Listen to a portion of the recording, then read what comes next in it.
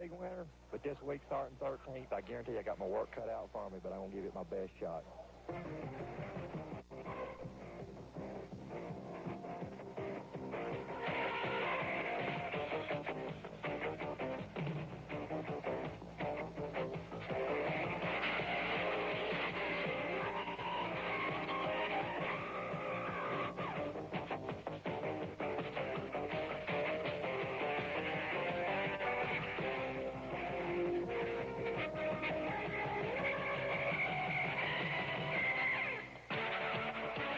Live coverage of the Richmond 400 is brought to you by Dodge, a front-wheel drive revolution, a turbocharged revolution, a performance revolution, Dodge, an American revolution, and by Stroh's and Stroh Light, fire brewed for smoother taste, and by Cable News Network and CNN Headline News.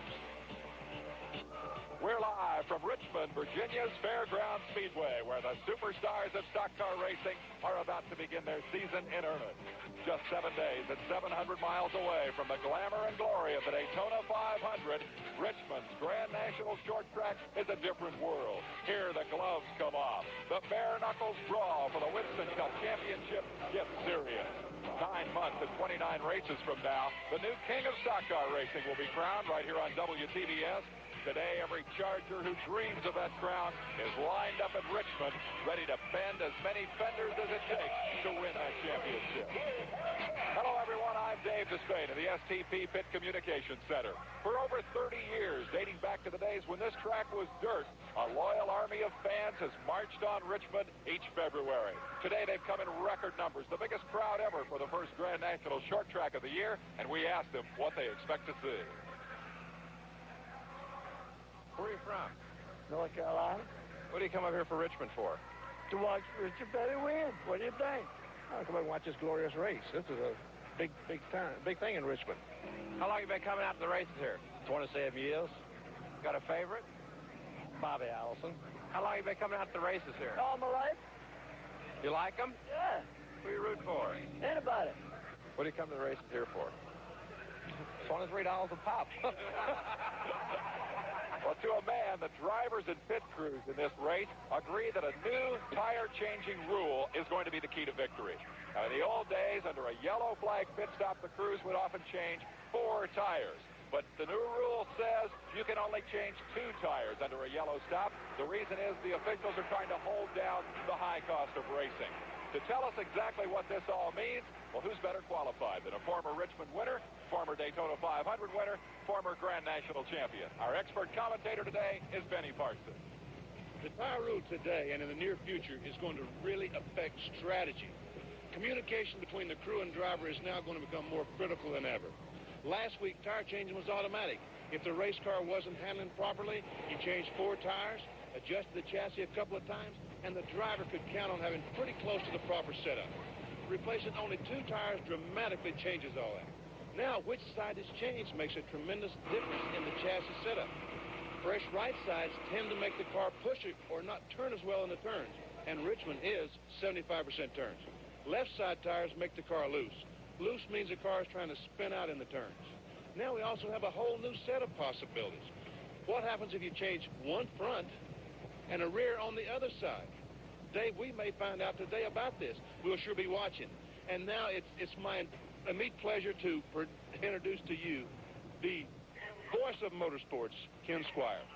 Well, thank you very much, Benny. There's a lot more up than the wind today. This track is different.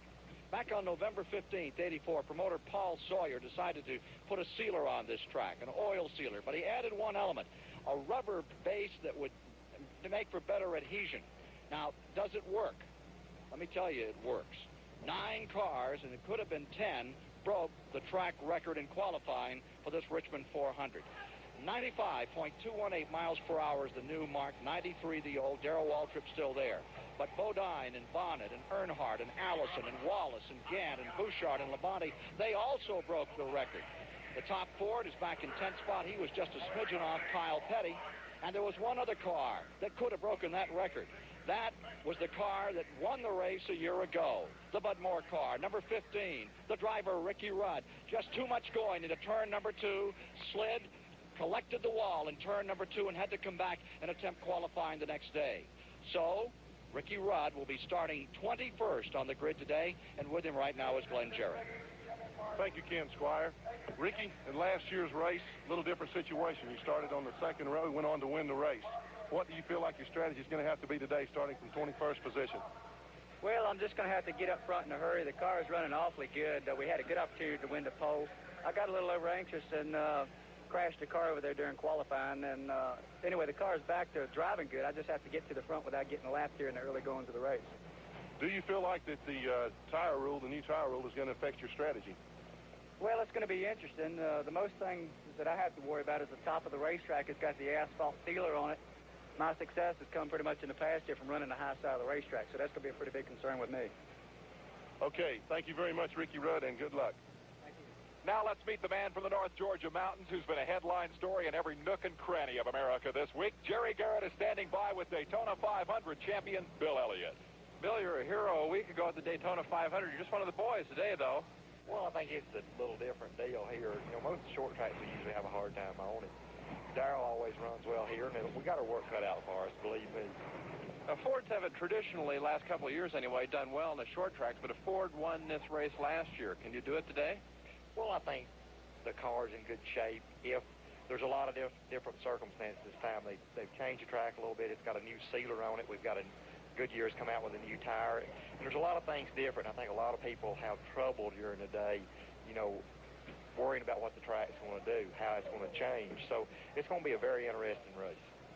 Now, your Ford efforts on short tracks haven't really done too well so far. Is your qualifying position an indication of how competitive you're going to be today? Well, I think it will be. You know, everybody involved, but still it's going to determine how quick Darrell gets away and sets a pace, and if you can get through traffic and not get a lap down before you get out of traffic.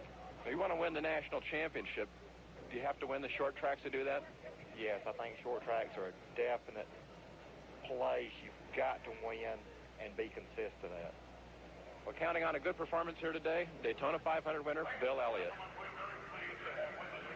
Our in-car camera today is riding with Phil Parsons, leading candidate, who's starting well back in this 30-car field. His car will be coming out of the 27th starting position in today's race. Let's see if we can get a word with him now. Phil Parsons, are you there? In car number 17. 10-4, Ken. Well, what about today's race? Do you feel comfortable? Do you feel that you can roll up through this field and get yourself a good finish? Reasonably well in practice, not better than we qualified, but, you know, Richmond's a tough place to pass on. I believe if I can, you know, stay clean and work my way up to the front, we'll be all right. Well, Phil, this is Benny. My suggestion to you is get a good start and stay on the inside. Whatever you do, stay on the inside. 10-4, BP. Let's go back to the STP Pit Center and Dave Despay. Ken, with the new surface we have on the racetrack and the new tire rule, we might see more fender smashing here today than in Cannonball Run. Producer Hal Needham's Bust 'em, Bash 'em Hollywood epic of a few years ago. Hal's a Grand National car owner. He owns Harry Gant's machine. And Hal, I want to know what you're expecting to see out here today. Well, I think you kind of hit it right on the nose. I think there's a possibility that we might see a lot of cars getting into the fences and things. I listened to Kenley earlier, and I'm not sure I agree with him because I've been listening to some of the crew chiefs down there about this new surface. Right now, true, we set new track records, but the thing of it is it going to hold up for the whole race? About halfway through this race, there's a great possibility, according to what my sneaking around gets me down the pits, that it may wear off and those cars may get loose and they may be like on roller skates down there. When you've got $60,000 wrapped up in the race car, Hal, what do you tell your driver when he heads into a 400-lap battle like this? Go to the front and stay there. Hal Needham, the producer of Cannonball Run. We're going to have a tremendous amount of action in the Richmond 400. Stand by. It's coming your way right after this.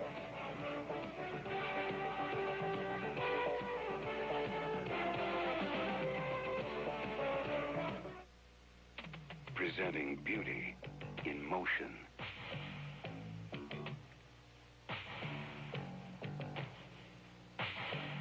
The revolutionary Dodge Lancer. Its fluid lines are graceful.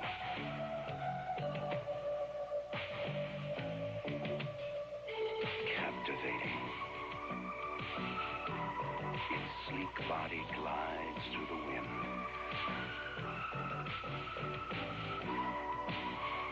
Lancer's entrances and exits are unbelievable. Its interior spacious, with virtually every comfort and electronic convenience available. And if all this beauty doesn't move you, the rhythmic beat of Lancer's engine will. Fuel injected with optional turbocharger. Dodge Lancer, because performance is everything. I'd sure like another Stroh's. Oh, wait. Alex? 2 cold Stroh's. Where do you see this? Just open the refrigerator. Just open one bottle. Just open the other. Now he's pouring yours. Now he's pouring mine. Alex, you better be drinking your water. Stroh's and Stroh Light Fire Brewed for smoother taste. Just hear the stock cars rolling down that high bank track. Better keep your eye on number 5, cause he ain't looking back. That's Levi Garrett. Jeff Bodine. Coming through. And Harry Hyde. Taste that flavor's coming through for you. Time after time, the quality comes through. That's why Levi Garrett is the brand I'm proud to choose. Levi Garrett. The field has been fired for the Richmond 400. Let's go down to the front row. We're here with pole position winner Darrell Waltrip. Darrell, what's your recipe for winning this race? Well, you add a cup of handling, a cup of horsepower, a cup of crew, and the grace of the good Lord, and you'll all rise together in victory circle. Over with the outside pole sitter, Glenn Jarrett.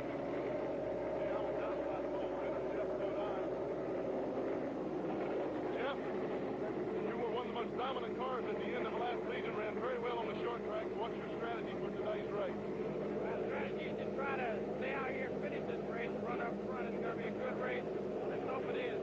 We got to go. Okay, thank you. Now let's go up to Ken Squire to set the rest of the field. For the 3rd straight time, Darrell Waltrip's on the pole. Second here last year. He's the 1980 and 81 winner. And beside him comes the Chevrolet of Rick Hendrick out of Charlotte, North Carolina. Jeff Bodine, the driver.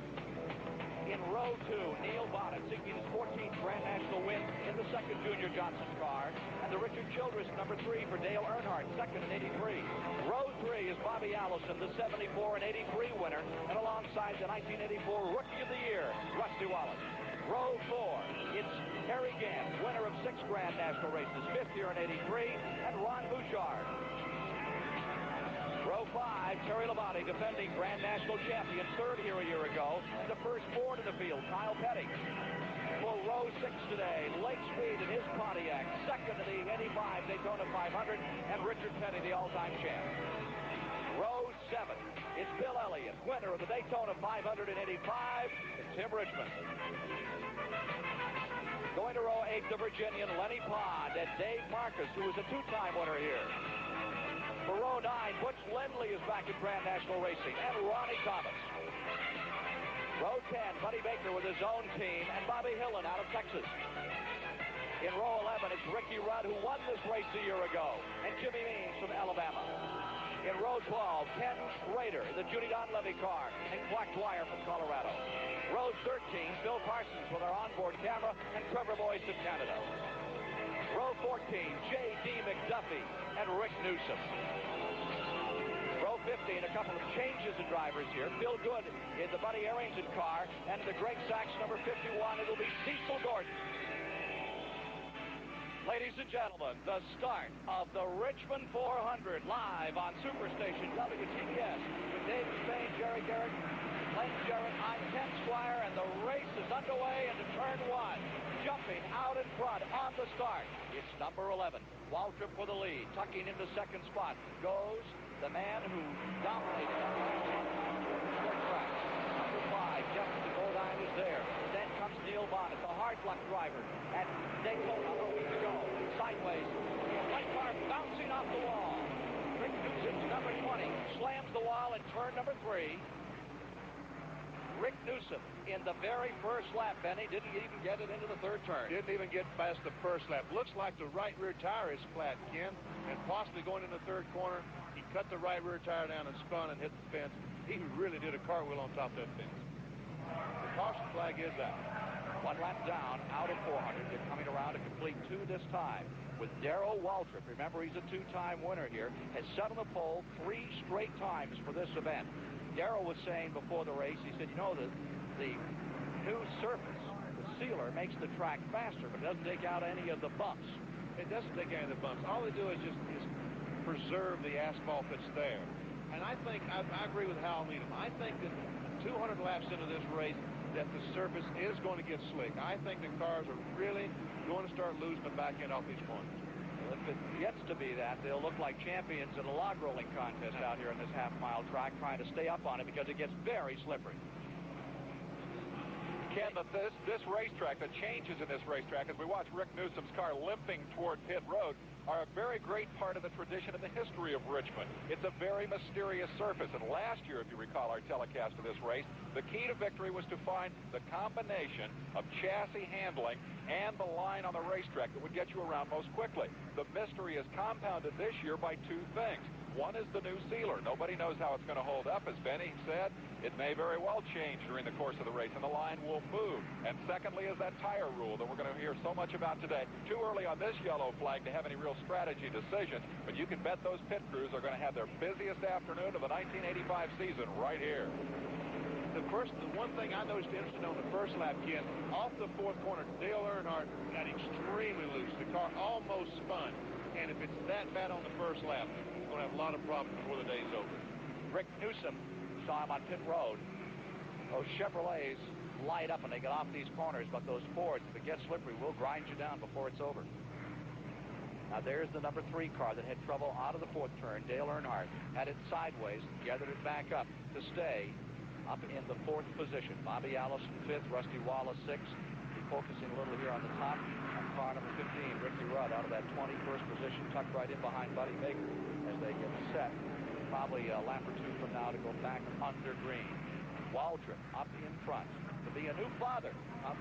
Not November, but come Rockingham in the fall. That's the way they figure it. October the 15th, Steve told me yesterday, was the expected date.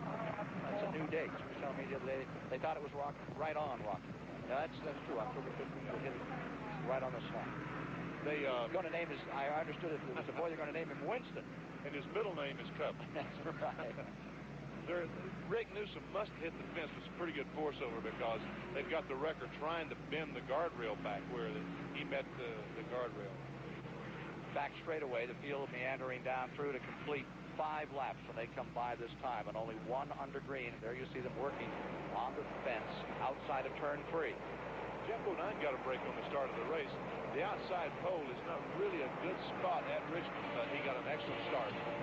We'll be back with more live on Superstation WTBS Richmond after these messages.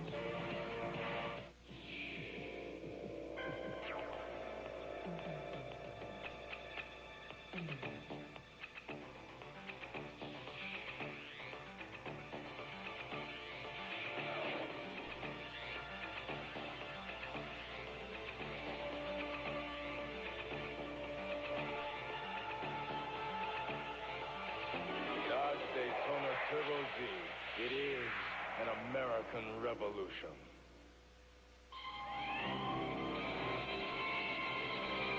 This bud's for everyone who's got what it takes to make his own brakes. Are we on? This is Paul Martinez reporting to you from the International Airport. Yeah, just for you. That distinctively clean, crisp taste that says Budweiser. From the International Airport, this is Paul Martinez reporting. Thank you, Paul, and welcome to the news team. Paul Martinez, my son. Ollie, if you don't hurry, I'll miss my plane. Well, I'm doing the best I can in this terrible rain. Would a new set of Vanco wiper blades help? Certainly. Put them on. Change to Anco. They clean better than any other blade. Test proven. There, now I can see an airplane. Airplane! Don't worry, Ollie. It wasn't mine. That's mine. Anco. The best blades you can buy. Test proven. Different people have different kinds of cough. A dry cough, a cough that keeps you awake, a cough with a stuffed-up nose. And some people have a combination of symptoms. That's why there are 4 different kinds of Robitussin. Each contains an expectorant to help loosen phlegm, one a cough suppressant to quiet coughs, one adds a decongestant to relieve stuffy nose. One combines all these relief actions. 4 different Robitussin cough medicines for different kinds of coughs. Which Robitussin should you take? Ask your doctor or pharmacist.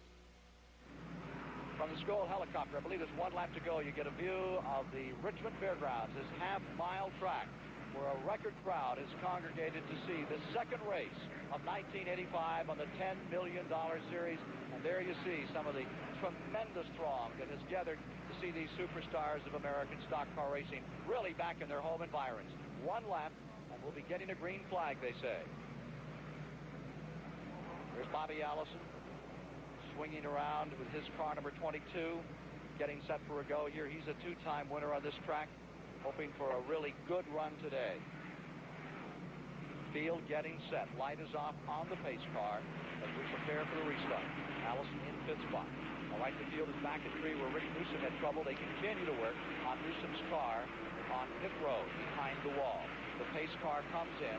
There are 8 laps complete. 9 they come to the line this time. Waltrip comes off first. Bodine in 2nd. Bonnet in 3rd. Dale Earnhardt is in 4th as they approach turn 1. In the 5th spot, Bobby Allison, followed by the number 2, Rusty Wallace, Rookie of the Year last year. Next, and then comes Harry Gant. Everybody kind of feeling it out here in the early going. This has got to be the best start that Rusty Wallace has had in the Fairgrounds. I think he is. In this field at Richmond Fairgrounds Raceway, starting 6th, mighty good accomplishment. There's trying to get a shot at moving up through is Ricky Rudd in the early going. We're back with the leader, Darrell Waltrip, as he approaches turn number 3. And he gets about a 3-car length jump. And there you see car number 15 trying to close in on Butch Lindley with a new team this year. Ricky Rudd, number 15, last year's winner, having to fight his way out of the back in the Bud Moore Ford. He's already jumped by Baker on that restart. Picked up 1 as he continues to work on the tail end of Butch Lindley's car. The leader drawing away, now leading by 4-car lengths. Here's the battle, back further in the field. Ricky Rudd trying to plow his way through traffic and find himself someplace to go. You see Marcus, number 71, the blue car, just in front of Lindley. Onto the outside goes Ricky Rudd, where he crashed into attempting to qualify. Here we are with Butch Lindley, and here comes Ricky Rudd, still trying to move through in this very tight half-mile track. 40 feet wide on the front straightaway, 60 feet wide on the back stretch. It's only about 660 feet long. Whoa! A little slide there by Lindley, and trying to go down the inside. Right there, taking the spot down to the bottom. Ricky Rudd picks up that spot. Ricky Rudd to the last lap, right it on the outside in turn 1. It won't work this early in the race because the groove or the fastway around is right on the bottom. But it will work later on in the race. 16th position now for car number 15. Ricky Rudd. There you see the leader, and there you see the interval back to 2nd and 3rd. There's Bodine, number 5, the Hendrick car. Paired by Harry Hyde, running in 2nd, and right behind him comes Bonnet, lurking in 3rd. I think that Bodine is strong. Spinner, number 41, Ronnie Thomas. Ronnie Thomas on the back straightaway from Christiansburg, Virginia. Loops number 41. Glenn Jarrett drove that car a week ago. Down on pit road for us today. Number 41 coming to a halt. Apparently he's going to be able to pick it up and keep on trucking here. Laps complete. Stand at 15 on the leaders. Waltrip on the point. He's drawn away to about a 5-car length advantage as Ronnie Thomas, an independent, son of the famed Jabe Thomas in racing. There you see J.D. McDuffie's number 70. New sponsorship this year, getting back into this thing. Are you surprised at how Waltrip walked away? He did more work in qualifying to get that car to handle and set that new record by 2 miles an hour than I think anybody here. I was surprised. I really was. I thought Jeff Bodine in 1985 would probably dominate the short racetracks, but Darrell Waltrip came to Richmond and again set on the pole. And he was leaving Jeff Bodine. But as I started to say, I think that Bodine's strong suit is going to be the last lap of the race, not the first half. Let's go to Jerry Garrett. Rick Newsom, you're involved in the crash there at the start of the race. What happened? I think the locker broke in the rear end. It just jumped sideways when I got down the throttle going in the corner over there. Can you repair the car and get it out there? I don't think so. It's bent pretty bad up underneath. It got up on top of the guardrail and bent the trailing arms and stuff on it, so I don't think we're going to get it fixed. Okay, 1 car out already. And on pit road is Ronnie Thomas, and just behind him, a surprise. Number 88, Buddy Baker, is pitting, too. Baker, number 88, is on pit road. Remember, he did a great job at Daytona last week with his own team. There's the 41 coming out, and the Baker car is still on pit road. Let's see if he'll go a lap down. They're still working on Baker's car. Here's 41 coming on the track. Now 88 is pulling on the track, and Baker comes back on, does not lose a lap. One more lap and they'll turn him loose. Can't imagine what his problem was. They did raise the hood, look under there, and someone got inside the car with Buddy and was looking around inside the car. And you're right. Last week at Daytona, a super job by Buddy Baker. As this field prepares to regroup, an interesting story on the lead car, Darrell Waltrip. Benny Parsons told us about it yesterday on Motor Week. So much focus in 1985 on new equipment, new technology, new hardware for these weekly wars. Darrell Waltrip is out there with a 2.5-year-old race car. He says on paper the engineers can build a car that's 10 miles an hour faster. But we take this baby to the racetrack, and week in, week out, it's the best horse out there. The lead car, Darrell Waltrip, dominant in the early running. Remember, he led 365 laps of this race a year ago, and then they ran out of tires. They didn't bring enough tires to the racetrack. They had to run on old tires, and he paid it. Back under green with 18 laps complete. Field assembled with one car retired thus far. Rick Newsom from the event. Bonnet takes a quick stab at Jeff Bodine, the number 5 car, as he gets into number 3. Little lower line there. And number 3, Earnhardt, and that Richard Childress car looks good. Two teams that have really worked hard for the half mile this year. The Elliott family and that Travis Carter prepared, number 33. They spent a lot of the winter working on nothing but their short track program in an effort. Hey, here's Baker pulling back on pit road. Something really amiss on Buddy Baker's car. The car seemed to be running awfully slow when it was coming to pits. It's like it didn't have all of its power. Glenn Jarrett, what's happening down there? Check with Robert Harrington, crew chief on that car. He does have an ignition problem. Buddy Baker does have an ignition problem with his car. And he comes out and immediately goes another lap down. The battle up in front. Battle is for second place. Bodine is there. But definitely the car that seems to have the horses that can tap him in the back all the time is the Bonnet car, and with him comes Earnhardt. And they're willing to spare nothing in these races. They will use up the side of those cars, like Bonnet, sticking his nose down inside of Bodine on these half miles. This is just about an easy ride for them as compared to those 200-mile-an-hour dangerous trips of a week ago. Neil Bonnet's car, the 12 car, is a sister car to the 11 of Darrell Waltrip. So basically, they ought to be fairly equal. And I think that if Neil Bonnet could get by Jeff Bodine, he would be able to run right with Darrell Waltrip. Ricky Rudd is trying to do some running out of the back of the pack on 71 Marcus. Meanwhile, right back here at second position again. And look at Bonnet skirting the inside, trying to find some running room down to the bottom. Gets a little more fight on the inside.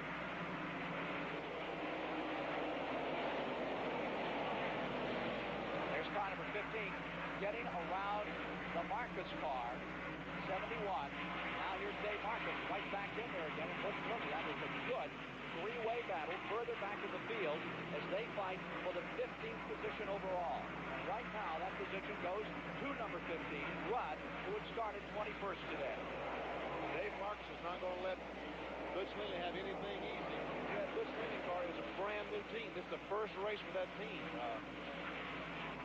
12-car length advantage as Waltrip continues to pull away. And he is about to put a lap on car number 67.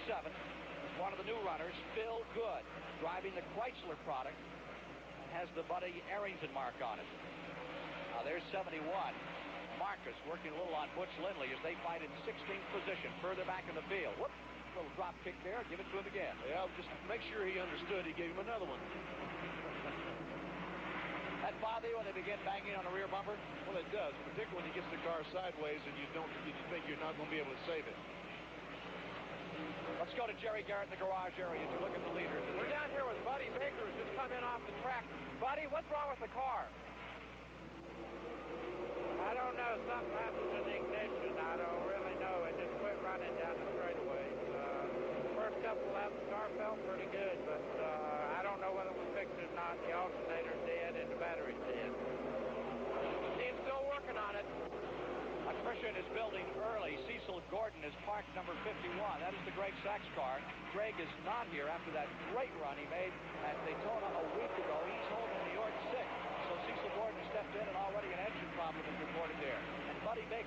come the third retiree. And now look at that interval as Waltrip in number 11 goes for his third Richmond 400 win.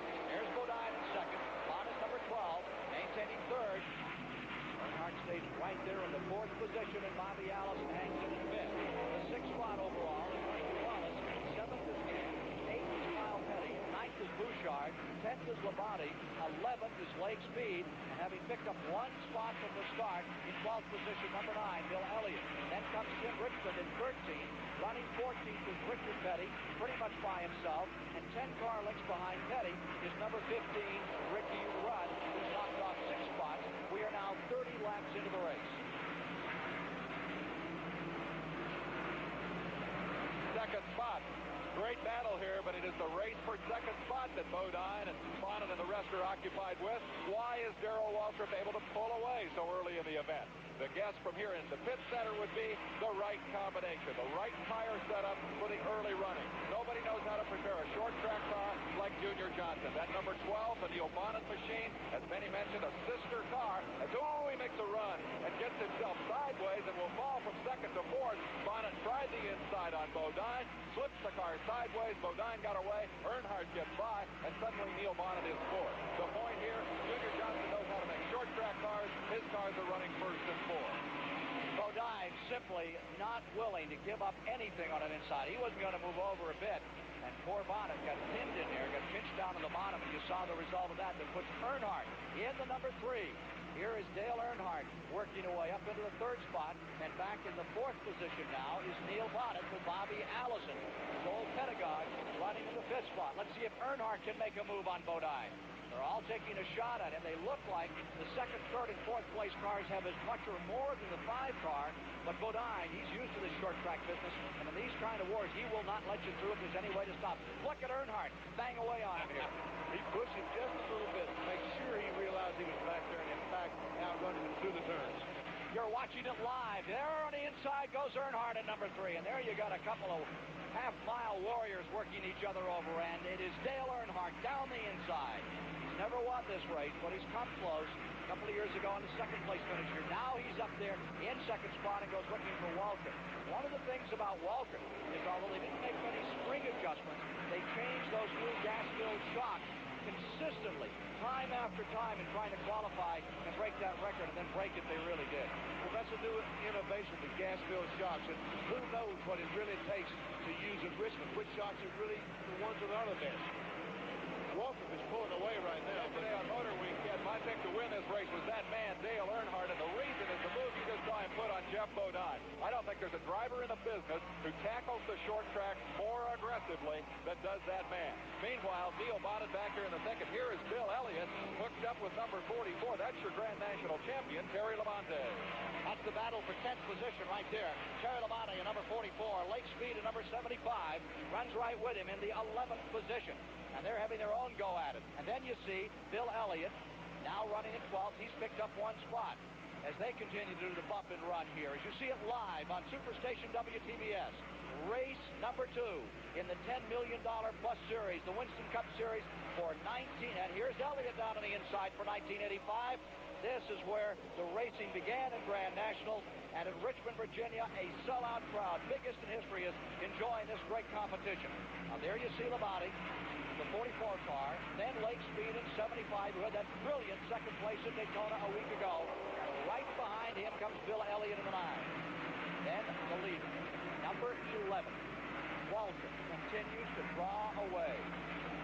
Boy, he is consistent on these laps. Every lap just as methodical as the one before. But Dale Earnhardt is gaining. Earnhardt is really coming in. When he got that car sideways on the first lap again, I said he is in a lot of trouble. But right now, everybody else is in trouble. You see the view into turn number 1. There are 40 laps now complete. There's your leader. Now you're back with car number 11, lapping car number 98 as he tries to move through some of the traffic. It's Trevor Boyes, the boy from Canada. There's Bobby Allison in car number 22, who is scooted around number 5, Bodine. Handle seems to be going away a bit there. Very unusual, Ken. It's very unusual that Bodine is this bad this early. Up to fourth moves number 22, Allison. In fifth is number 5, Bodine. In sixth is number 33, Gant. You really don't want to show too much this early, do you? Well, not really. This racetrack, historically, if you really ran well early on, the last 200 laps, you were not that good. But who knows with the sealer? Again, one of the mysteries that Dave Despain talked about early on in the show. And the tire rule will come into play much later. We'll be back with more from Richmond Fairgrounds as car number 11 continues to lead from our Skoal helicopter. There you see this gigantic house. Presenting beauty in motion, the Dodge Lancer. Its fluid lines are graceful, captivating. Its sleek body glides through the wind. Dodge Lancer. With room, space, and virtually every electronic convenience available. And Lancer has a fuel-injected engine with optional turbocharger, so you'll know what to expect. Great performance. Nothing speaks with a louder voice than pure, simple fact. Case in point, some people would have you believe Wonder's white nothing and whole wheat's the only nourishing bread ever baked. Hogwash. Enriched white bread like Wonder has as much thiamine, niacin, and iron as whole wheat. The FDA set the standards. So if you love Wonder, and I have since I was 2, check the facts, relax, and eat your Wonder. Wonder Bread, a simple fact of good nutrition. Introducing extra sugar-free gum from Wrigley's. Extra flavor, extra fun, and a sugar-free gum. Extra. Wrigley's new sugar-free gum with NutraSweet gives you extra refreshing flavor that lasts an extra, extra, extra long time. Extra flavor for that extra long haul. Extra flavor for that extra long call. Wrigley's Extra, the extra fresh flavor lasts an extra, extra, extra long time. Try extra sugar-free gum from Wrigley's. This buds to everyone who tackles the changes and challenges of that new promotion. This bud for you. There's no one else who does it quite the way you do. For all your That's just for you, that distinctively clean, crisp taste that says Budweiser. For all you do. For you. Beautiful view of Fairgrounds Raceway from our Skoal helicopter hovering high atop Richmond, Virginia. But the guy who's not doing any hovering today, the guy who's hauling, is Darrell Waltrip. The action is all up front where Waltrip has pulled away from an early battle among Dale Earnhardt, Neil Bonnet, Bobby Allison, and a bit of a fading Jeff Bodine. Let's pick up the on-track action now as Waltrip shows the way in the Richmond 400. Coming up on 50 laps complete of the 400. Waltrip first. There you see him with Dale Earnhardt. Number 3 car running in second. Neil Bonnet is third. Bobby Allison fourth. Bodine in fifth. Gann in sixth. Kyle Petty is seventh. Rusty Wallace eighth. Ron Bouchard is running in the 9th position. Terry Labonte in 10th. Lake Speed is running 11th. Bill Elliott is running in the 12th position. 13th is Richmond. 14th is Petty. 15th is Ricky Rudd. And 16th right now is Butch Lindley. Waltrip drawing away. Now look here at car number 48, the James Hilton car with Lenny Pond at the controls. There you see number 9, Bill Elliott, still screaming through cars as he makes his way up through traffic. He and Lake Speed are switching positions. 11th spot is now Lake Speed, Bill Elliott in 12th. Bill Elliott's been trying everything he possibly could to get by Lake Speed. He's been under him on the inside. He's been outside of him, but still he's behind. You know, it takes just one good race to turn a driver around. And he said that for Elliott, it was Rockingham. He had that great battle with Harry Gann, and then he persevered and won. Lake Speed had that great display last week. Although attrition was high, he knows that he can finish up there in second place. And he is the former world karting champion. Won that championship at Le Mans many years ago. Here's this 28-year-old leading Bill Elliott, the man who won the Daytona. There's Elliott trying to just slip her down on the inside. Good battle. That is 11th place as you're watching here in our live coverage on Superstation WTBS. Ken, as we watch Bill Elliott, we can't help but think about his 1985 game plan. He started so hot. He won the Daytona 500, dominated the race, ran away from the best teams in stock car racing. But he said in Daytona, he said again this week, his goal is the national championship, the Winston Cup, and its $250,000 prize. As he battles the man who finished second behind him last week, Lake Speed at number 75, Elliott knows he's got to have his short track program together. He's got to run well on the tracks like Richmond, which are so much a problem for him. He's challenged here by Tim Richmond. They've got to get their short track car right. He started 13th, and if Richmond gets by, he's going to fall back to 13th. The Daytona winner at this moment is going nowhere. And the man on the move is Rudd in the number 15. He made a move to go around Tim Richmond about a lap ago and got absolutely nearly walled going into turn number 3. Now there is the number 9 getting under 75 in their battle for 11th. And watch what happens here, because Richmond is right there. He can keep him pinned on the outside. Speed could go down a couple of spots. That's the battle for 11th. Elliott has it, and there goes Richmond in the 27 on the low side. Richmond finds some daylight even on Elliott to hit the back straightaway. Real tussle going on. They pull up with a lap car. Ronnie Thomas becomes a factor here in the 41. The 15 is there. The 43, a little bit of a bottleneck, a little bit of congestion. It could change it all. Ronnie Thomas. They bumped down that front straightaway. I saw toss tire slow that Richmond almost lost it going into turn 1. Dandy battle. Now number 9, Bill Elliott picks up that spot. He finds himself in 11th. And look at this side by side. Ricky Rudd is going after Tim Richmond on the outside, and the Bud Moore Ford is working well today. New sealer or no new sealer, that 15 works this race car. There's Rudd, the Chesapeake, Virginia driver, who won it a year ago. Took Waltrip out in the latter moment, trying to contain Ashland, Ohio's Tim Richmond. Again, as Richmond and Rudd have their battle here, Ricky Rudd is very much the hometown favorite. He is from Chesapeake, Virginia, which is nearby, and the biggest crowd of the biggest roar from the crowd here in pre-race was for this man, number 15, Ricky Rudd, and perhaps it's reminiscent of a year ago. Horrendous crash in the Busch Clash. He came here all beat up and battered with both eyes blackened, climbed in that race car, and went out and whipped the best short tracker in America, Darrell Waltrip. He crashed again in qualifying gear and started way back in the field. That's why you're watching him right now battling at the tail end of the top 10. But if the crowd picked it, you could bet that man would go to the front. Ricky Rudd. That's the battle for 13th position. Number 27 is in 13th, and then it is the 14th position for car 15, Ricky Rudd. The leader closes in on Ken Schrader in the 90, the Junie Donlevy Ford. There's the leader, Darrell Waltrip, another time. And just look at him eat up cars and eat up that track as he gets into those corners hard. But there comes number 3. There comes Dale Earnhardt right behind him. He has made up almost a straightaway on Darrell Waltrip.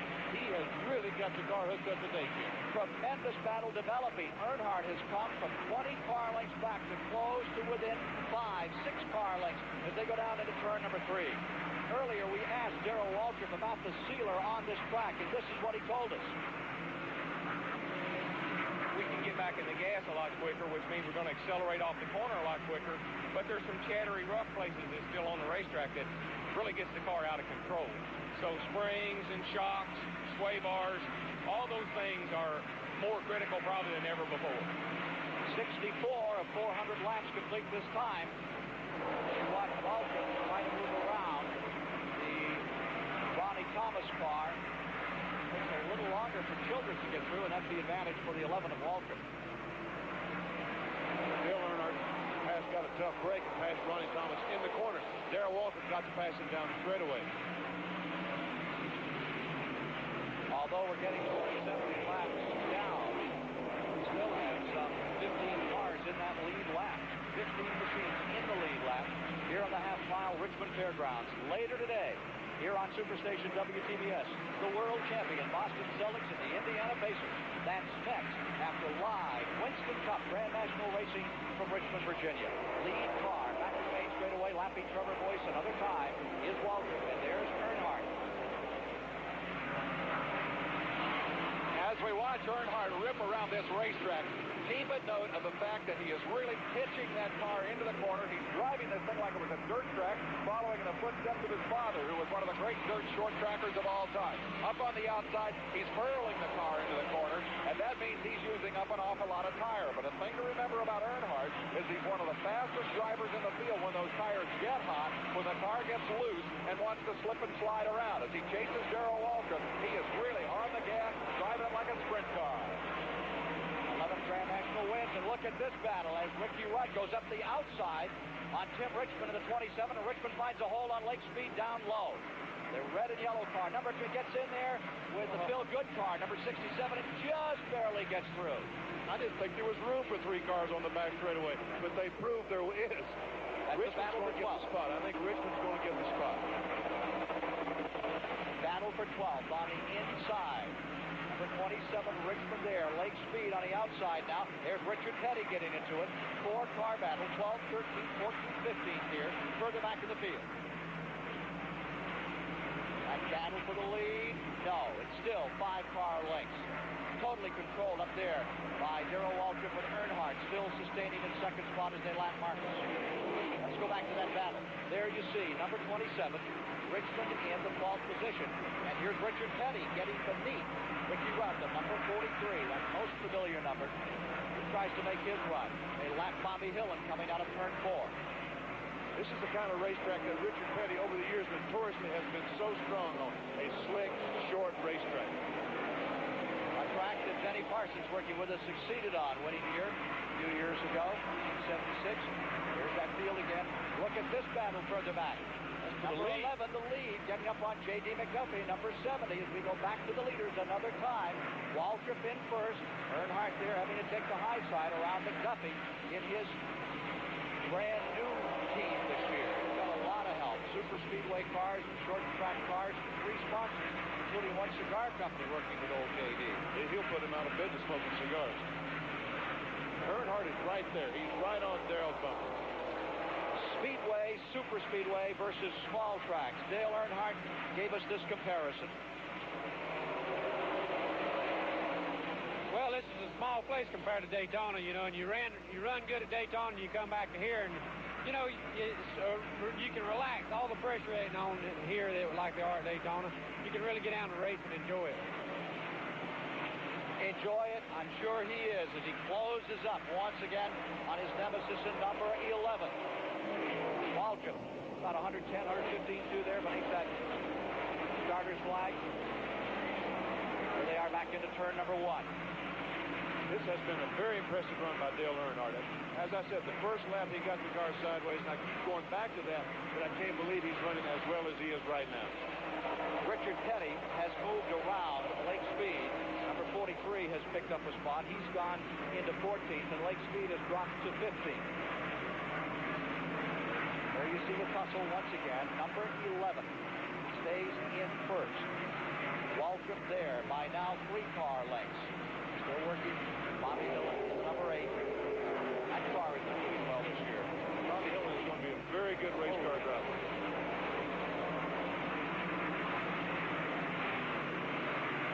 High line by Earnhardt, and it doesn't seem to hurt him. He drops maybe a car length there, perhaps a length and a half, but he gains it back, diving down. Now Gant begins to show some strength. The Bandit, Harry Gant, number 33, pulls up on number 5, Bodine, fighting for 5th. I think that Harry Gant and Travis Carter over the winter has worked very hard at their short track program, and I think today shows that they have made some progress in that direction. Travis Carter said that's the one area where they felt they had an Achilles heel with their short track program, and indeed you're right, Benny. That's where they have focused their attention because they want that national championship here in 1985, and you'll see the last 3 races of the year right here on Superstation WTBS live. That will be Rockingham, Atlanta, and Riverside at the end of the season. More from Richmond Fairgrounds in a moment. Presenting beauty in motion, the Dodge Lancer. Its fluid lines are graceful, captivating. Its sleek body glides through the wind. Dodge Lancer, with room, space, and virtually every electronic convenience available. And Lancer has a fuel-injected engine with optional turbocharger, so you'll know what to expect. Great performance. To race fans everywhere, Old Milwaukee means something great. It means the Old Milwaukee race team, racing at its best. And Old Milwaukee means a great beer. Cold, crisp Old Milwaukee beer. And smooth, golden Old Milwaukee Light. And Old Milwaukee. And Old Milwaukee Light. Tastes as great as their name. Yeah,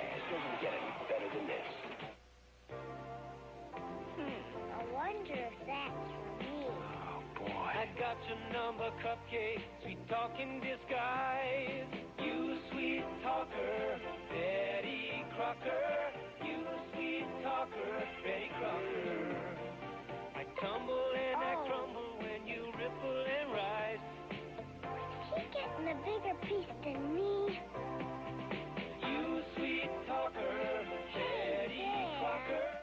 Sat down with Mom, talked to Dad. Can't get it together, makes you feel sad. You know you can do it, you wonder where. You want it soon because you really care. The services can help you so you not only get better, you really grow. Talking Army, Navy, Air Force, Marines. They'll take you, train you, show you the way. You'll work hard, get decent pay in the Army, Navy, Air Force, Marines. Prove you can make it. Prove it to all. Serving your country and walking tall in the Army, Navy, Air Force, Marines. You've got it together. They'll see in a glance. Thanks to the services, you got the chance in the Army, Navy, Air Force, Marines. It's a great place to start.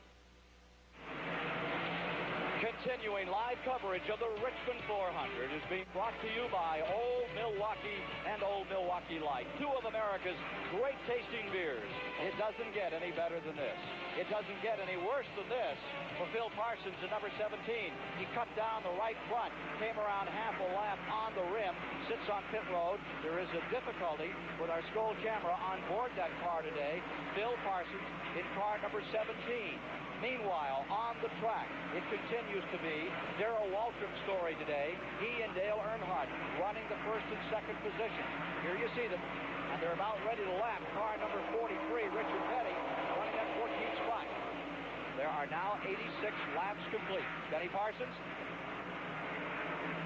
take a look at this before we get Benny into the thought you might have. Number 44, Labonte, is being challenged by number 15, Ricky Rudd. That's the 11th place car, number 44, Terry Labonte, and right after him comes that 15 that started back in 21st, and that's about the hardest working guy out there today. What a phenomenal run from 21st spot. But Ricky Rudd has been trying it high, low. He's been working out the groove. Sure understands this racetrack. Now there's Richard Petty about to go a lap down as car number 11 scoots through on the bottom, and here comes number 3, Earnhardt, the second place car. And the king, the man who's won more races here than anyone at the Richmond Fairgrounds, Richard Petty, feels the steam and the pressure of these young Turks. Number 11, Waltrip, and number 3, Earnhardt, out of turn number 2. Richard won't quite cave in there. I think Richard Petty found out that the outside groove, if he could just get it working, is getting to be the groove. Dale Earnhardt just a moment ago had moved up to the outside and was looking for a better way around the racetrack. See, there he is on the outside. He's trying to find him a better way around the racetrack. Good battle between 44 and 15 going into turn 3 and down into turn 4. As that struggle continues further back in the field. Now there you see those two leaders moving out. The battle in 11th spot has just been a dandy. We got a car in trouble up in turn number 2. It is Rusty Wallace spinning. Rusty Wallace brings out the second caution of the day. 1984 Grand National Rookie of the Year. Now, here's where a rule change comes into effect, because now they can only change 2 tires, ladies and gentlemen. Used to, right now, everybody needs tires. They're going to come in and change 4, but now the rule change says they can only change 2. Let's take a look at replay. The events that brought out this second caution of the day in our live coverage from Richmond, Virginia, the Virginia State Fairgrounds. Here's Rusty Wallace, the Cliff Stewart car number 2. Old furniture maker from North Carolina, not going to be too happy with the front end of that car. No, it looked like when he went in the corner that the right front tire was flat or something, but it went straight in the fence. Leaders pitting. All the leaders are coming in. And which side are they going to change, Ken? Rusty Wallace's car parked on the outside of 3 and 4 as you see the rest of the field motor on by.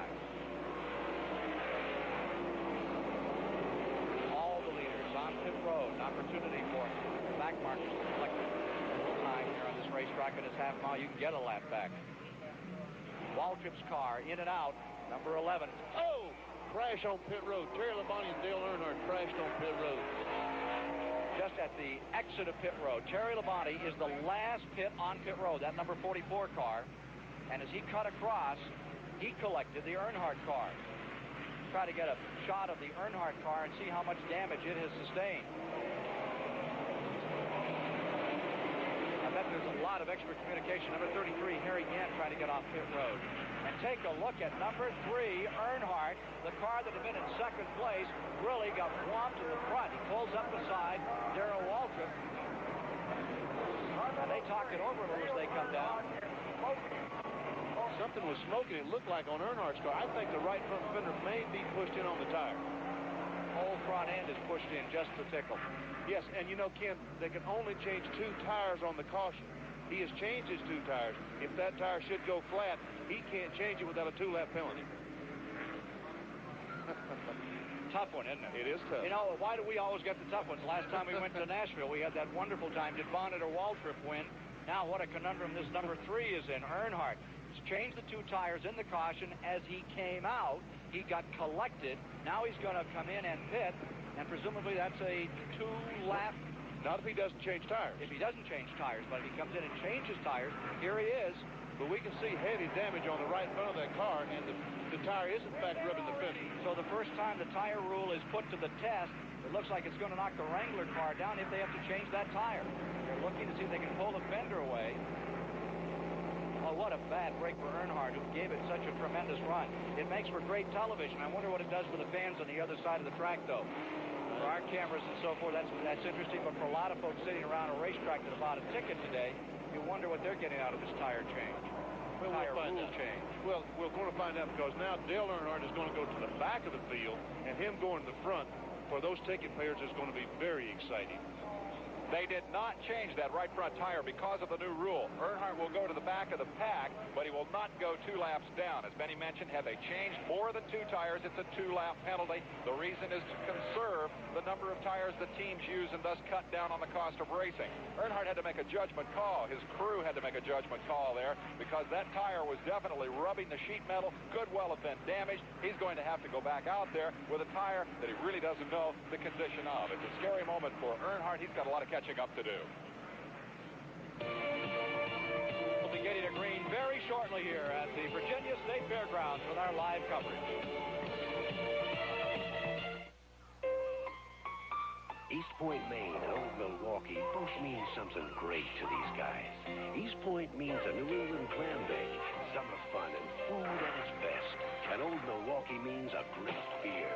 Cold, crisp Old Milwaukee beer and smooth, golden Old Milwaukee Light. Old Milwaukee. And Old Milwaukee Light. Taste as great as their name.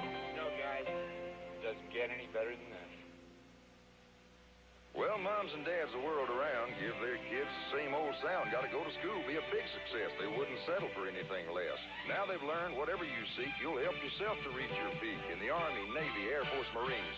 Need a trade? Looking for a skill? They have hundreds to fit the bill in the Army, Navy, Air Force, Marines. Want more school? Don't have the bread. They'll help pay to get you ahead. Talking Army, Navy, Air Force, Marines. Mom and Dad, they'll want to shout. He's made it big. There's no doubt. Thanks, Army, Navy, Air Force, Marines. It's a great place to start. Racing. From the inside, no one covers it like Auto Week. Auto Week makes you an insider at the world's great race circuits every week. In the pits, behind the scenes, even in the cockpit with racing driver columnists in Formula One, NASCAR, and kart. Inside coverage just days after the race. And Auto Week puts you inside the world's most exciting cars, right behind the wheel. Auto Week takes you inside the whole automotive scene. Personalities, great cars of the past, columnists with inside scuttlebutt. Let Auto Week make you an insider, too. Call for a year's subscription to Auto Week. 52 issues at the basic price of $23. Just 44 cents an issue. Call 1-800-554-1800 and get this $10 Auto Week fender cover absolutely free. Call right now, 1-800-554-1800. Let Auto Week make you an insider, too. We're back at the Richmond Fairgrounds Speedway in Virginia, the first Grand National short track race of the 1985 Winston Cup season, and we are under yellow for a spin involving Rusty Wallace. That yellow produces the first test of a crucial new tire rule applying to Winston Cup racing. Only 2 tires can be changed on a car under yellow flag. Dale Earnhardt would not give that rule very high marks in its first test.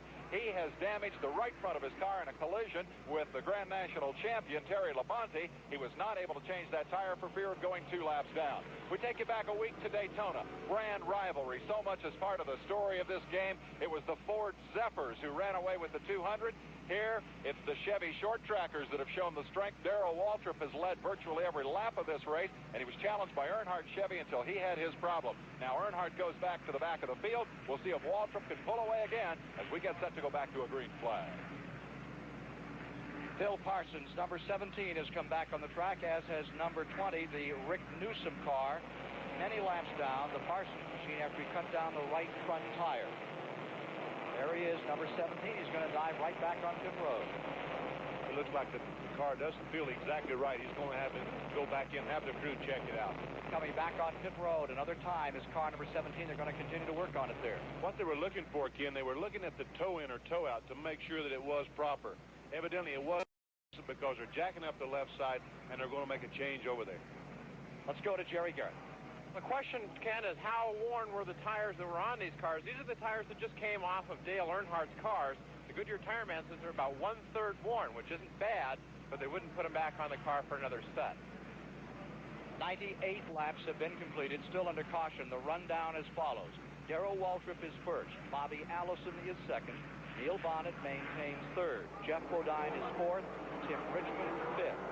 Ricky Rudd 6th, Bill Elliott 7th, Kyle Petty 8th, Ron Bouchard in the 9th position, Terry Labonte in 10th, Harry Gant 11th, Earnhardt is 12th, Butch Lindley is in the 13th, and they are all shown in the lead lap. 1 lap down in 14th is Richard Petty, and Lake Speed is also being shown 1 lap down. Phil Parsons again back on the track. One thing that we might ought to tell the viewers, Ken, we talk about the new tire rule and how much it's going to affect, and Jerry Garrett just said from the pits that after 100 laps or 90 laps, the tire was only 1/3 worn out. It's not that the tires wear out, it's that cold, fresh tires adhere to the racetrack much better than the old cars, the old truck tires. You can hear Phil Parsons talking to Roger Hamby as they check out car number 17. Talk about the heat there in the car. He's been sitting on pit road for some time as he gets number 17 back on the track. There'll be at least another lap as apparently Rusty Wallace dumped a lot of fluid on the track. Benny, you want to talk to your little brother? Phil Parsons, this is Benny Parsons up in the TBS Tower. Do you read us? 4, Benny. What happened over there on the back straightaway a moment ago?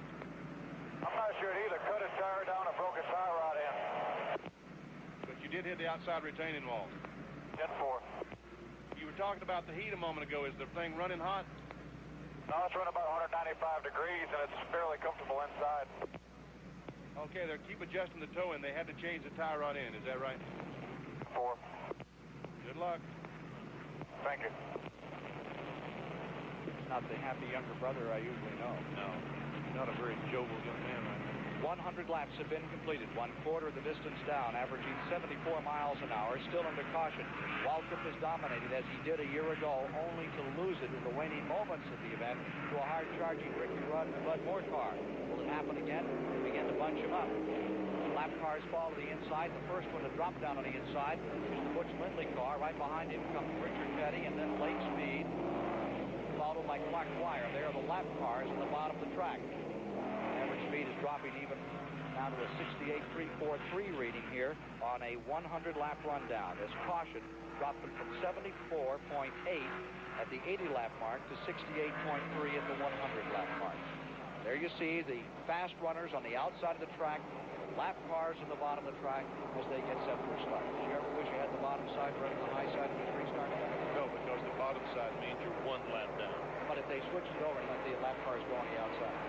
Well, that would be better, yes. The fast cars need to be on the inside because that's where the groove is. But it would be strange to do it only at this racetrack. Green flag is back waiting. Car number 11, Waltrip springs for the lead. Bobby Allison comes after him. Bonnet running third. Through battle scars on car number 5, Bodine's car, back and forth as you watch in the first turn. And again, Waltrip leaps out in front. Going for the advantage. Here you see the Lindley car. 1 lap down the leader. Bobby Allison trying to overwhelm him here. Lindley has a lot of experience on these tracks. And here's Allison down low on Butch Lindley's new team, and he's drawing himself through. Bobby Allison into second place. He and his wife Judy celebrated their silver wedding anniversary last Wednesday. Had a big night at the White Star Cafe down there in Hueytown, Alabama.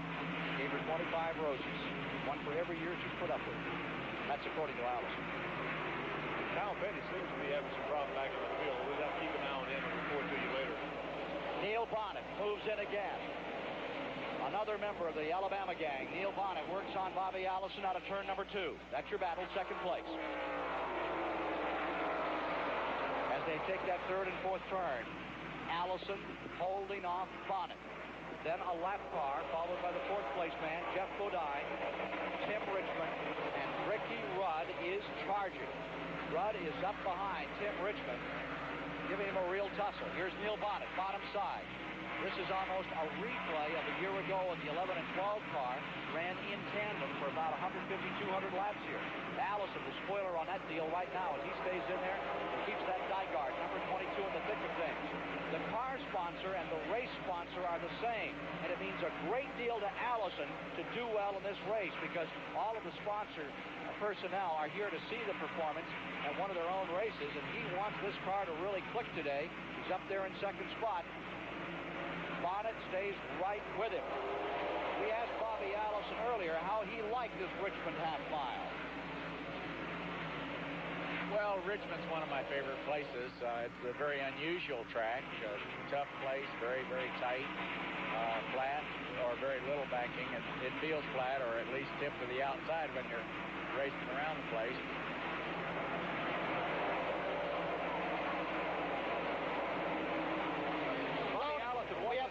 On number 15, Ricky Rudd has crashed into the wall in turn number 1. Ricky Rudd going down, trying to pick up the number 27's position as they went down into turn number 1, trying to take this spot on the outside. The motor came unwound.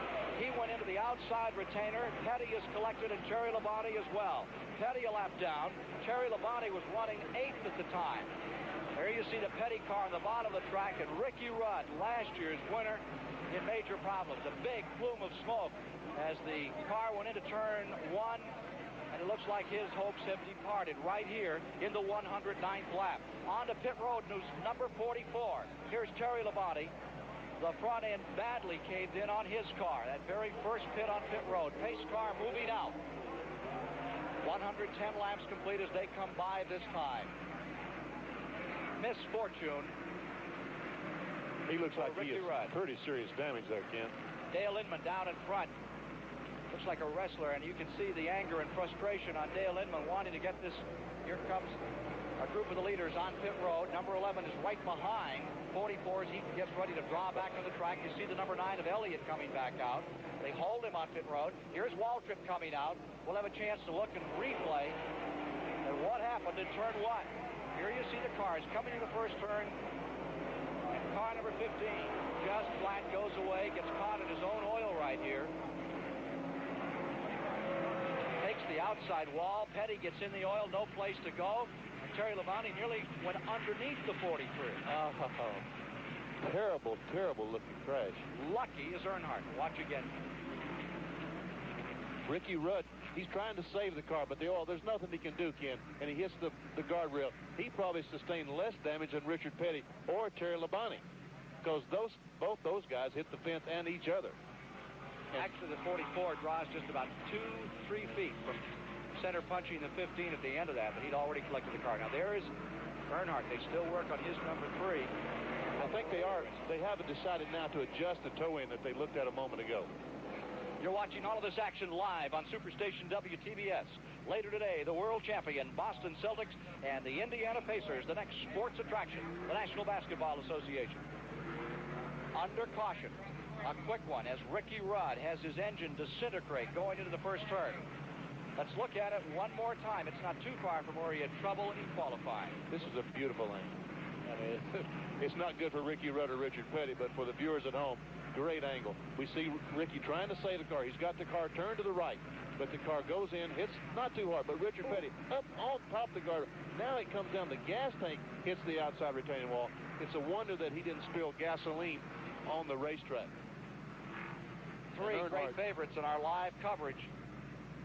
Earnhardt just barely got through the crash. Real trouble. Richard Petty, number 43, on the hook. And the new Gurney engine doesn't get much of a chance to show itself or demonstrate too much here at Richmond today. Richard Petty being brought in on the hook so many times, brought into victory lane on this very track, but not today. You know, Ken Squire, about 10 years ago, we saw that shot that Richard Petty got up on top of the guardrail and did that. 10 years ago, coming off the fourth corner, he and Bobby Allison were having a battle for the lead. He did that on the front straightaway and won the race. The car went on and won the race. Doesn't appear to be the case today for Richard Petty, Terry Labonte, and Ricky Rudd. Back with more from the Virginia State Fairgrounds, live on Superstation WTBS, the Richmond 400.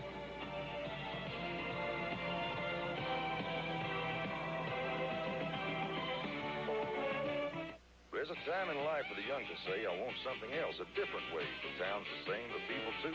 School is over, need something to do. The services have it, it'll really show. You'll see new places, you'll really grow in the Army, Navy, Air Force, Marines. Challenge, adventure, excitement too, a time to enjoy and see something new. Army, Navy, Air Force, Marines. You'll work hard, feel really free, serving your country for all to see in the Army, Navy, Air Force, Marines. Be part of a team, be friends forever. A part of the services you won't forget ever. Army, Navy, Air Force, Marines. It's a great place to start. Sounds like there's a bear in the beer. What are we going to do? I'll be right back. Where's he going? He's going to get that beer from that bear. That's not just a bear. That's a grizzly. Yeah, but that's not just a beer. That's fire-brewed Stroh's. I thought we had 3 cases. Well, had to make a deal. Stroh's and Stroh Light, fire-brewed for smoother taste. There's more for your life at Sears. If you think you know Sears catalog, wait till you see this. Sears new spring catalog is hot and cool. Not at all the catalog your mother knew.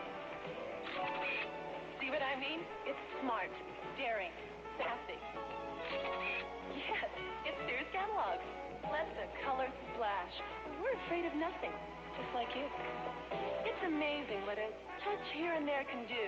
And Sears catalog does it. Come on, confess. These are looks you can't resist. And why should you? Sears new spring catalog is yours for only $4. Get your copy at your Sears store or call our toll-free number.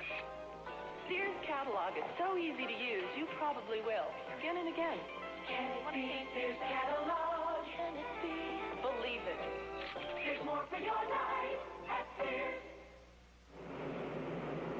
Back live at Richmond Fairgrounds Raceway for the Richmond 400. Richard Petty just took a wild ride. What happened? Well, Ricky blew, and I was right on his bumper, and when he dumped all the oil and stuff out, I turned. It didn't do no good. I just followed him right up to the wall and got up on top of the wall and beat fast and tore my race car up.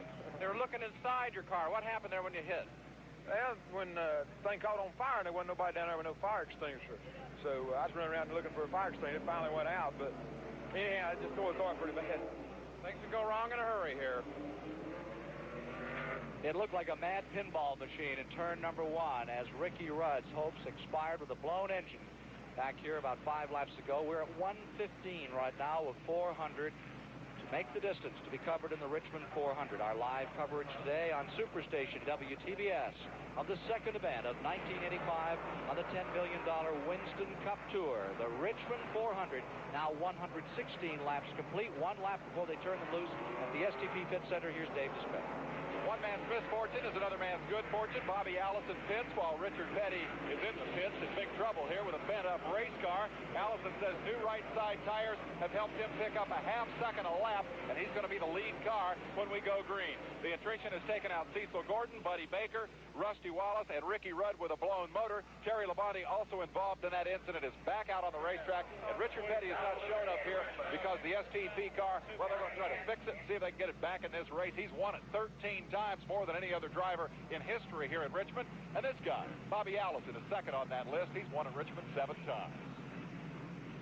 So now in front, Tim Richmond in that second position, Harry Gant in third. Allison has won this early race in the season twice, but of course he's accumulated some others over the years for the other races run on this track. Now, Waltrip is back in 6th position in the restart. Waltrip is in 6th, Bonnet in 5th, Elliott 4th, Gant 3rd, Richmond 2nd, Allison 1st, as they scoot into turn number 1. Tim Richmond is on the outside. That's Richmond going for the lead. Going right by Bobby Allison on the outside. Hold the phone. Here they are in turn number 3. Ooh, Lake Speed comes out high on Harry Gant. Oh, my heart and face scrape up the fence. Bobby Allison has some type of problem. I don't know exactly what it is, but he has some type of problem. Allison fading back. Now the second place man is Harry Gant, number 33. You see the bandit scooting through. Lead car is number 27. First place car, Tim Richmond. Allison is coming down pit road. Bobby Allison comes in. The third place car on the race is number 9, Bill Elliott. The Ford is there. Here's Bobby Allison on pit road at number 22. They're changing the right side tires. Evidently, one of the tires is flat. Look at this battle for the lead. Number 27 and 33. Gant collects Richmond in a hurry and goes after him. Main straightaway. Harry Gant is there. Richmond first. Gant in second. Bill Elliott about 6 car lengths back in third behind the lap car of Lake Speed. Great race, but back in the field, another dramatic. Darrell Waltrip has a problem. He's falling back in the field. Right now, we have a tremendous battle for the lead, though. Waltrip is falling back. He has fallen back about 3 more car positions. Meanwhile, numbers 12 and 9 are at it. You see them going into turn 1. 75 Lake Speed fighting to get his lap back, and just behind them, the 12 car is making a real run at Bill Elliott. Just behind those 2 leaders, 27 and 3, and there you see it, and there is number 12. That's Bonnet on the inside, and Neal nails down another spot. He's up to third, and the 9 car, Elliott, falls to fourth. This is great racing. Darrell Waltrip is having trouble, and everybody is a would-be successor right now. Now there's Waltrip. And he continues to dwindle back through the field. He is now back in 10th position. Remember the restart, 5th or 6th? There's Waltrip, and he's continuing to cough it up those spots that he needs so much. Now, from inside the Skold car, you're with Bill Parsons as he tries to run out some laps. This will give you an idea of the sensation of running this tough old half-mile track. He's right behind the rookie Ken Schrader and the Ultra Seal Ford. They look so stable from outside, but inside you can see them shuck and jive down in those corners. Anything but stable, Ken. Right on the edge all the time if you want to be in Winston Cup Grand National Racing. The most competitive automobile racing in the world. At Daytona last week, it wasn't that kind of a race. Elliott just ran away, and the Elliott family put themselves into the record book as one of the families of destiny in Grand National Racing. Like the Pennies, like the Wood brothers, like the old Block and Baker families. Look out for those Elliots who now lie 4th in this race. Out in front is 27, Tim Richmond. And Raymond Beadle's team. What a surprise they are here. Number 33, we mentioned earlier at the top of the program that the Hal Needham car had really worked hard on their short track program. This looks like it might be a payoff, but it's still early in the going with 125 of 400 complete. He tried it on the outside going in turn 3 and on the inside coming off turn 4. He really wants that lead badly. Neal.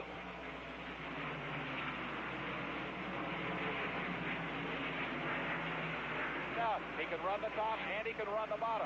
We've talked about the combination at Richmond, having the chassis and the tires set up properly to run the fast line around the racetrack. And that combination changes all day long. When you got it, you go to the front. Richmond's got it. Gant's got it. When you lose it, you go to the back. Bobby Allison seems to be a victim of that, and likewise the early front runner Darrell Waltrip. They're back chasing as these guys lead. Bodine lies 5th. Kyle Petty is 6th. Ron Bouchard 7th. Earnhardt is 8th. Waltrip has come back a couple of slots into 9th. Look at this scrimmage. There goes Neil Bonnet getting into it. They pull up on Rick Newsom. He had trouble early in the going. Live on Superstation WTBS, this $260,000 race from Richmond, Virginia this afternoon. And what a battle it is. Tim Richmond hangs it right out in that front spot. Harry Gant comes right after him. And now Bonnet is there. Front 3 all gathered up. And the 33 looks like it has as much or more than the lead number 27. It looks like it has much more right now. I think if Harry Gant gets in front, he could go on and just drive away from Tim Richmond. Let's go to Glenn Jarrett on pit road. Okay, we're in Bobby Allison's pits. We have here the cause of his problem. He ran over something and punctured the right front tire. You can see the circle around in here where the puncture mark is. The tire was going flat. Bobby had to come in and change it. A tough break while he had the lead. Let's go down for another report from Jerry Garrett. We're here with Ricky Rudd, the defending champion out of this race. Ricky, what happened to your car? Well, the motor let go on a front straightaway. It dumped a lot of oil and water out of it. When it did, I got sideways, and about 4 or 5 cars behind me got involved in it. And, well, it ended up shortening our day. You were ready to make a run at it at that time, though. Well, we got messed up qualifying. We ended up starting 21st. We came all the way up to 4th place on the racetrack. The car was actually running very good for us. We finally got a hold of some good track position, was ready to go racing, and the motor let go, and that's our day. We'll have a new champion here today. There you see the battle for the lead. It's a good one. 27, 33, and 12. 1, 2, and 3. Harry Gant's really getting off that corner. Further back in the field, another battle is developing. The 6th place car, number 7, Kyle Petty, is going to have his hands full with Ron Bouchard, Dale Earnhardt, and Waltrip. And there you see them. They are running 6th, 7th, 8th, and 9th. That is Kyle Petty in the Wood Brothers Ford, and that car seems to be running well. One of the best runs I have ever seen for Kyle Petty today. Just a great run. Now look at the 11th car. Waltrip, after falling back, seems to have remedied the problem. He isn't pitted, he's just out there, but he's doing something differently, and that car gets back in here again. He scoots outside and tries to move around Earnhardt, trying that high line out of turn number 2. Yes, I felt like he had a problem, but now as I watched the race unfold, I think maybe that he changed some tires and the combination went away. He's now made an adjustment, his driving adjustment, and he's now back to where he can run with the leaders. 135 laps complete, and there are your leaders. It is Richmond in that 27 and Harry Gant in the 33. Bobby Allison again on pit road. Lux car getting lapped. They have the hood up on Bobby's car, and anytime the hood goes up on a race car, Kim, that's bad news. That's a sign of trouble that you can't fix in just a matter of seconds. It takes minutes to do that. Bobby Allison, number 22, having his share of woe here in the Richmond race today. The leaders back pounding down the main straightaway into the first turn. Number 22 there, Tim Richmond, stays in front. Winner of 4 Grand National races, 121 starts. 3 of them on super speedways. 1 short track race to his credit. Here he is back in front. Harry Gant just itching to take that lead away from him, and you know that Bonnet wants this race. It's been a long cold spell for Bonnet. Very badly, Neil Bonnet. Last year's shutout did not win a race in 1984. There's nobody on the racetrack who wants it any more than he does. Tim Richmond continues to lead. Last year won some $329,000 on the Winston Cup Tour in the Raymond Beetle car number 27. A lot of conjecture toward the end of the year that he might not be back in that car, but he's in it and leading right now. The lead, Bill Elliott. Let's give credit where credit is due. Earlier he was 12th, and we discounted him. Now he's up to 4th. Ernie Elliott, who has become something of a folk hero, as we see full contact there for Elliott. That speed almost sitting right in front of him. A near tangle for Bill Elliott in car number 9. He's running 4th, but he's got his hands full right now. Ernie Elliott says of their brand new Thunderbird short tracker, the super speedway car last week was so superior. He says this is a brand new car, and we're very pleased right now that we're able to keep up with the General Motors products up front. Elliott is up to 4th after a harrowing moment with Lake Speed. Not a slide. He collected the 75 as he tried to come down through. It wasn't driven as a chop. It's always tough one to place. 11 and 3 are getting together now. And look at this battle. Here is Bonnet trying the inside and getting beneath Gant, but he pulls up on Jimmy Means in the 52, and there's no place to go. It's Richmond first, and in second it's Gant. And as quick as anything here today is the Neil Bonnet, number 12 in the 3rd position. Line 4th over on the field is Elliott. Bodine pulls through into 5th. Earnhardt is in 6th. And there is Waltrip and Earnhardt at it. And Waltrip is getting beneath Dale Earnhardt. And it will be Waltrip pulling into 6th. Earnhardt falling to 7th. As Waltrip begins to come up the ladder very slowly, but getting back into it for sure. 1st, 2nd, and 3rd. 27. Richmond, 33. Gant, and there's number 12 on the inside, trying to press his way through in the bottom of the track. Bonnet, not quite there in the 41 lap car. find that he might pull wait a moment and get some clear track before he tries that maneuver again. He had almost enough room to get through. If there had been just a few laps to go, 15 or 20, Neil Bonning would have went on. But this early in the race, why take a chance? 8 laps, 8 cars in the lead lap. 8 cars in the lead lap. 5 cars officially out of the race. Gordon, Baker, Rudd, Petty, and Bobby Allison. The 5 that are reported out.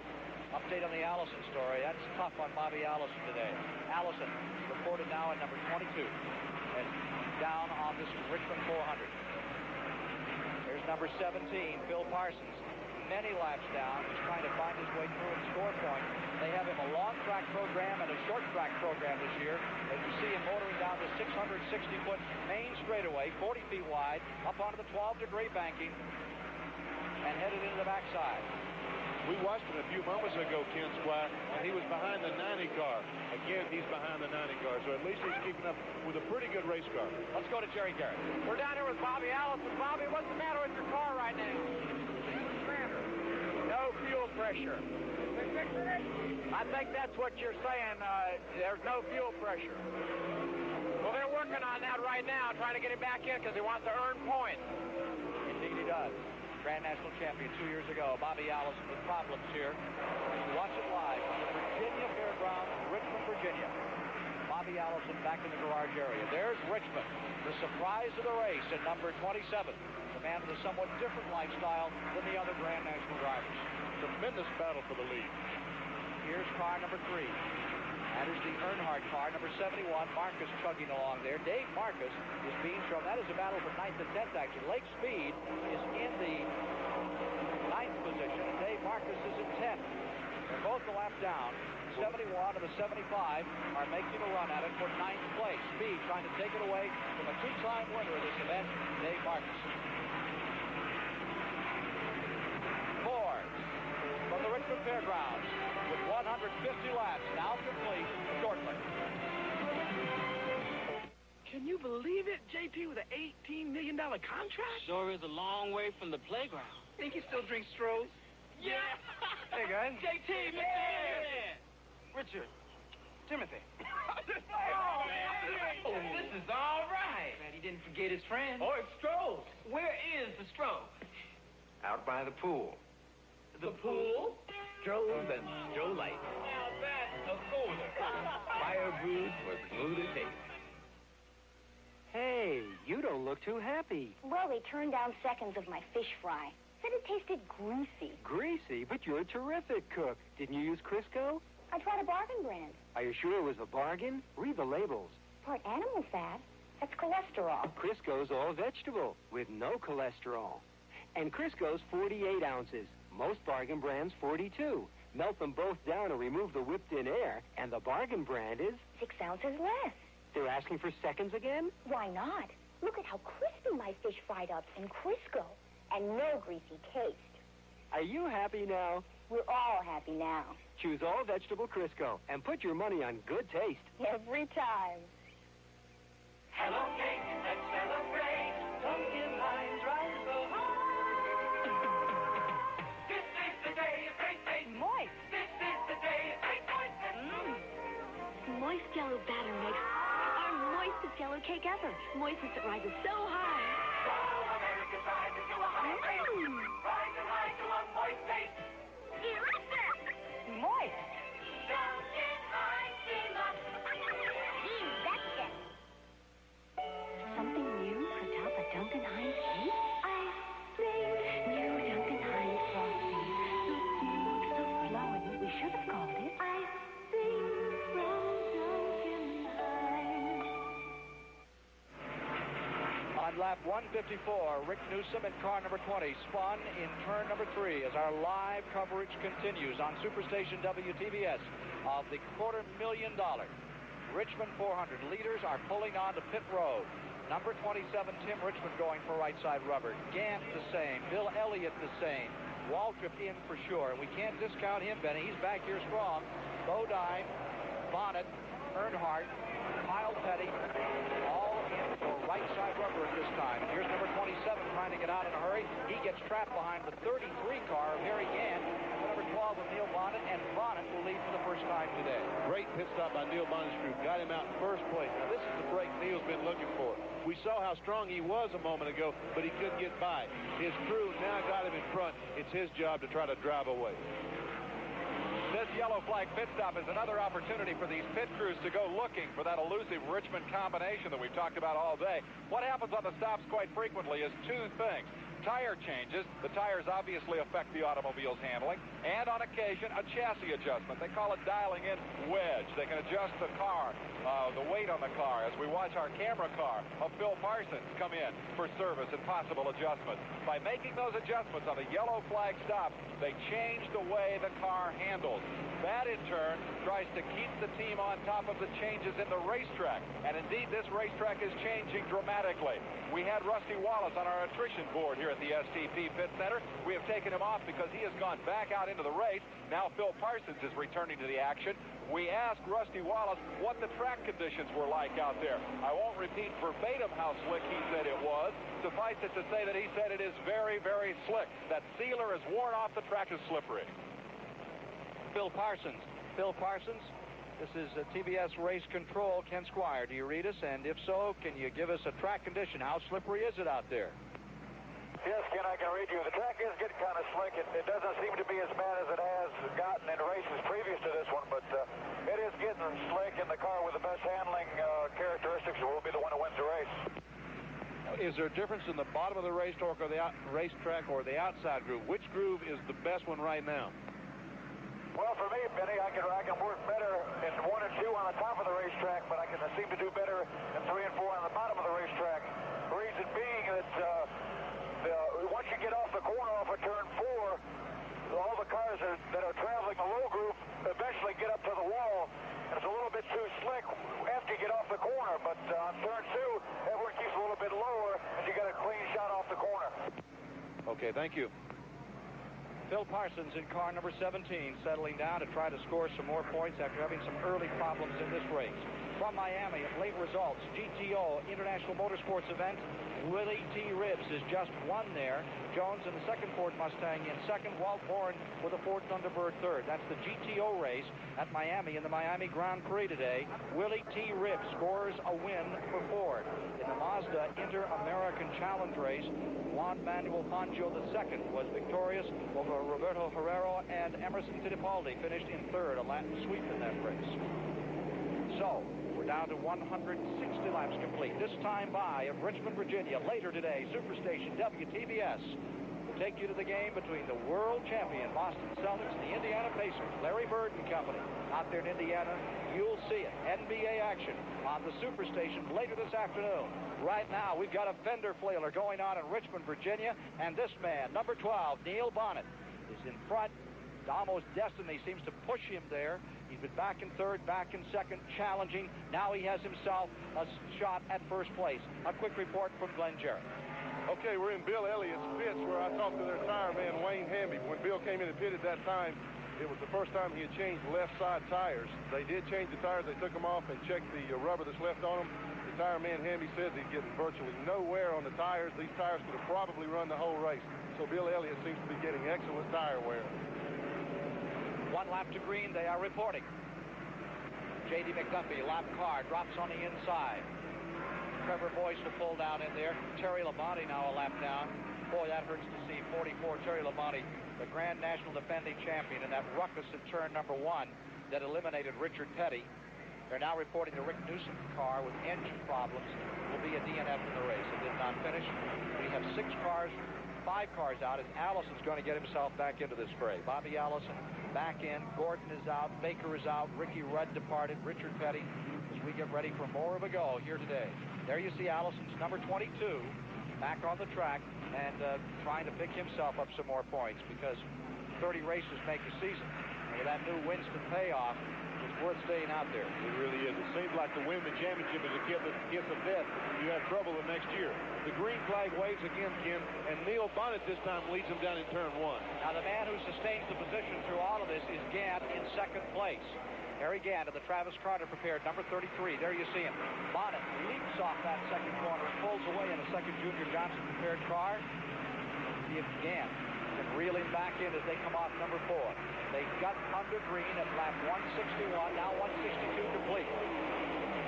9 cars after that caution reported in the lead lap, with Bonnet first, Gant second, Richmond third, Elliott fourth, Earnhardt fifth, Bodine in sixth, Waltrip in seventh, Bouchard is eighth, and Kyle Petty shown in ninth in the lead lap. 1 lap down in 10 is Terry Labonte.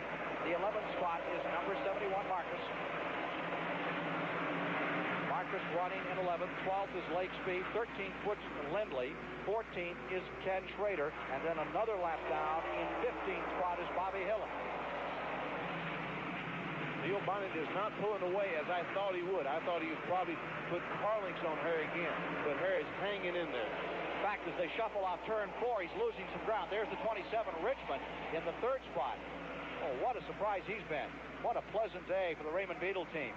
Great run today, and I'm sure that the new crew chief on that team, Barry Dodson, is very happy about today's success.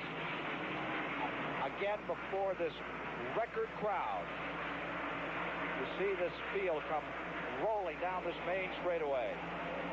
We talked to Bobby Allison, who is back in this race. There you see him, number 22, getting around Bobby Hillin and right up on the back of Kyle Petty as he tries to take some laps back about the new tire rule. And this is what Bobby Allison had to say. Tires may be a factor. There's a new tire rule that goes into effect here. Only 2 tires per caution, which I think is a good move.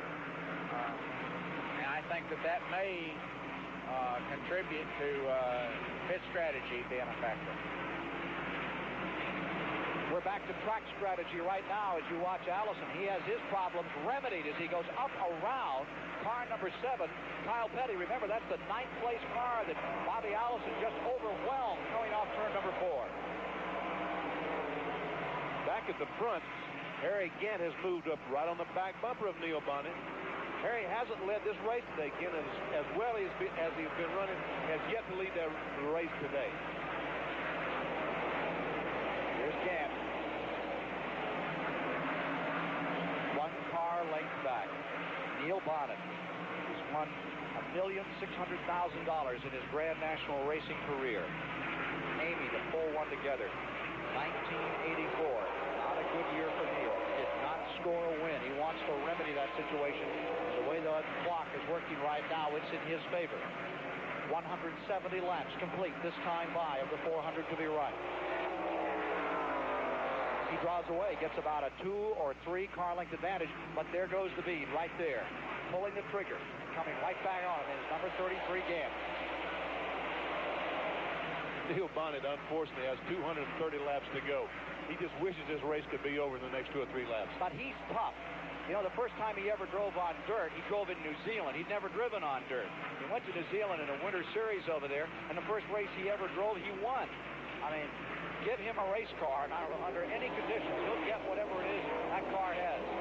Very reminiscent of Cale Yarborough. Yes. It looks like that through 1 and 2 that Neil Bonnet is fairly equal to Harry Gant, but I noticed that through 3 and 4, if we'll follow them now, they're entering turn 3. Watch Harry as they come off turn 4, just close right up on him. Close right up on the back of him. Now that's what your brother was talking about, the difference of running through the 1st and 2nd turn as opposed to running through 3 and 4. We had that report from the Skoll car number 17. He was talking about it's a far different line on one end of this racetrack than the other. And from our overhead view, as you may have noticed, the track doesn't look the same. And it certainly doesn't drive the same. But Harry really gets off that 4th corner. Look at Richmond playing it cool and just waiting there. Usually Richmond is not playing it cool. Believe me, he's play. He's staying there because that's as fast as he can go. I was going to say, this may be the most conservative he's ever been. Out of turn 4. Scant distance between that 1st and 2nd place cars. They go back to turn 1. Boy, you know you can feel the pressure there. Bill Elliott, we just saw the roof of Bill Elliott's car go by. Again, he's hanging in there. They're not driving away from him right now.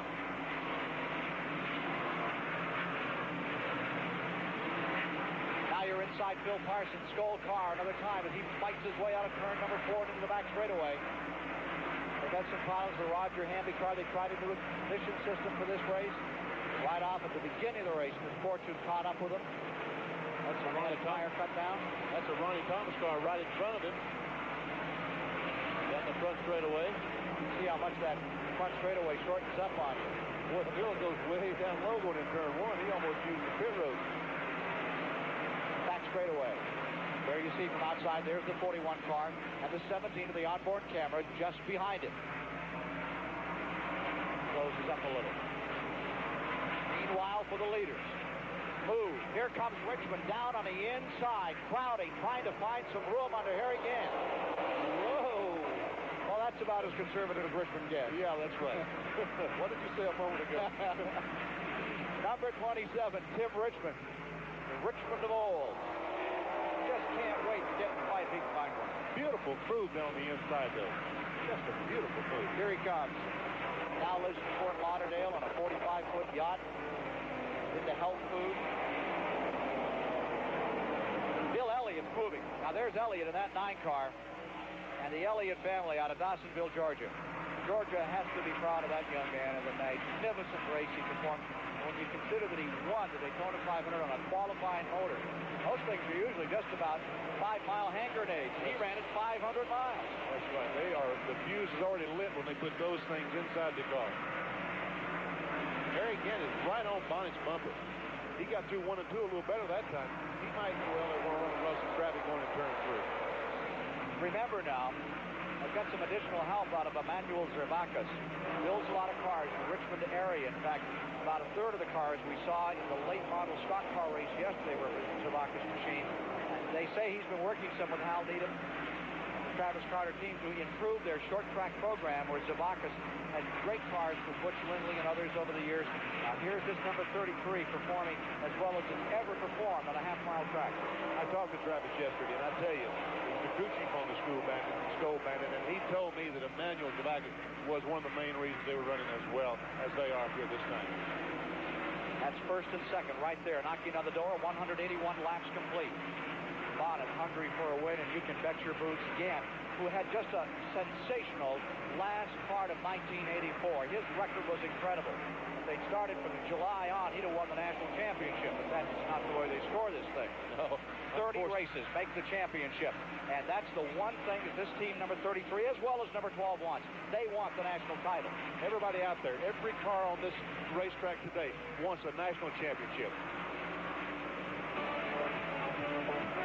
We'll be back with more from the Virginia State Fairgrounds in Richmond shortly. My cousin, Tessie, makes such a great antipasto. She rolls the salami up so tight, you can use it for a toothpick. Another trick she taught me, use Ziploc storage bags. You keep your marinated mushrooms in one bag, salami in another. Not only does Ziploc protect the flavor of these little morsels, but your peppers won't smell like your onions. Ziploc. We've got the lock on food protection. Oh, gee. I hope it's enough. To lose weight, you have to control your appetite, and nothing works harder than extra-strength Dexatrim. Dexatrim worked great. It helped me eat less all day, and I lost weight. The extra-strength Dexatrim diet plan. You can't buy a stronger appetite control capsule without prescription. Dexatrim helps you eat less all day and lose weight. With Dexatrim, I eat less between meals. And look at me, I lost weight. Extra-strength Dexatrim.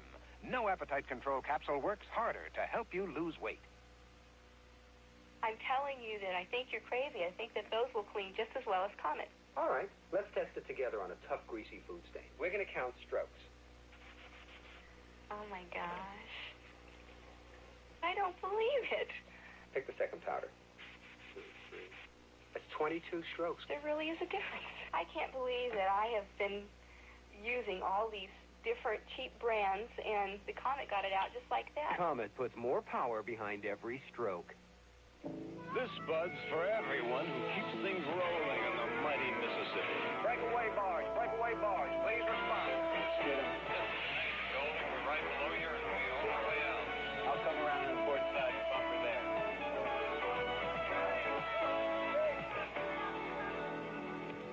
Yeah, just for you. That distinctively clean, crisp taste that says Budweiser. For all you do, this Bud's for you. Continuing live coverage of the Richmond 400 is being brought to you by Budweiser, the king of beers. Reach for the distinctively clean, crisp taste that says Budweiser. For all you do, this Bud's for you. Back at the Richmond Fairgrounds Speedway, it has become the Neil Bonnet and Harry Gant show for the moment. Neil Bonnet's teammate, the man who dominated the early running, Darrell Waltrip, is not having any problems, according to the people on his crew. He's dropped back to a comfortable pace, and he's looking for the finish. Bonnet's people say the track is getting a little more slippery, but they're happy with the way the car is running. Right now, that car is running up front. The other man who is on the move, Dave Despain, is Dale Earnhardt. In the last lap, Earnhardt has drawn away just a bit from Bill Elliott. He overwhelmed the Ford of Bill Elliott, and it is number 3, Earnhardt, now running in 4th, relegating Bill Elliott to 5th, leaving Bodine in 6th, Waltrip 7th, Bouchard in 8th, Petty 9th, Labonte 10th, Butch Lindley 11th, Dave Marcus in 12th, Lake Speed 13th, Schrader 14th, Bobby Hill in 15th, with 191 of the 400 laps complete. There you see number 3, Dale Earnhardt, chugging away and now going after number 27, Tim Richmond. There's number 9, Bill Elliott. There's 17 right behind him, and there is Phil Parsons really having to fight that Roger Hamby car. Well, he's moving over on the inside. He's letting Jeff Bodine go on the outside of him right now. As they come off the 4th corner, Bodine will go alongside, and he'll have to stay down and let Darrell Waltrip go by as they enter turn 1. There they go. Ooh, just barely in front of it. From the Skoll car, you're seeing these pictures live from the Richmond Fairgrounds into the back straightaway.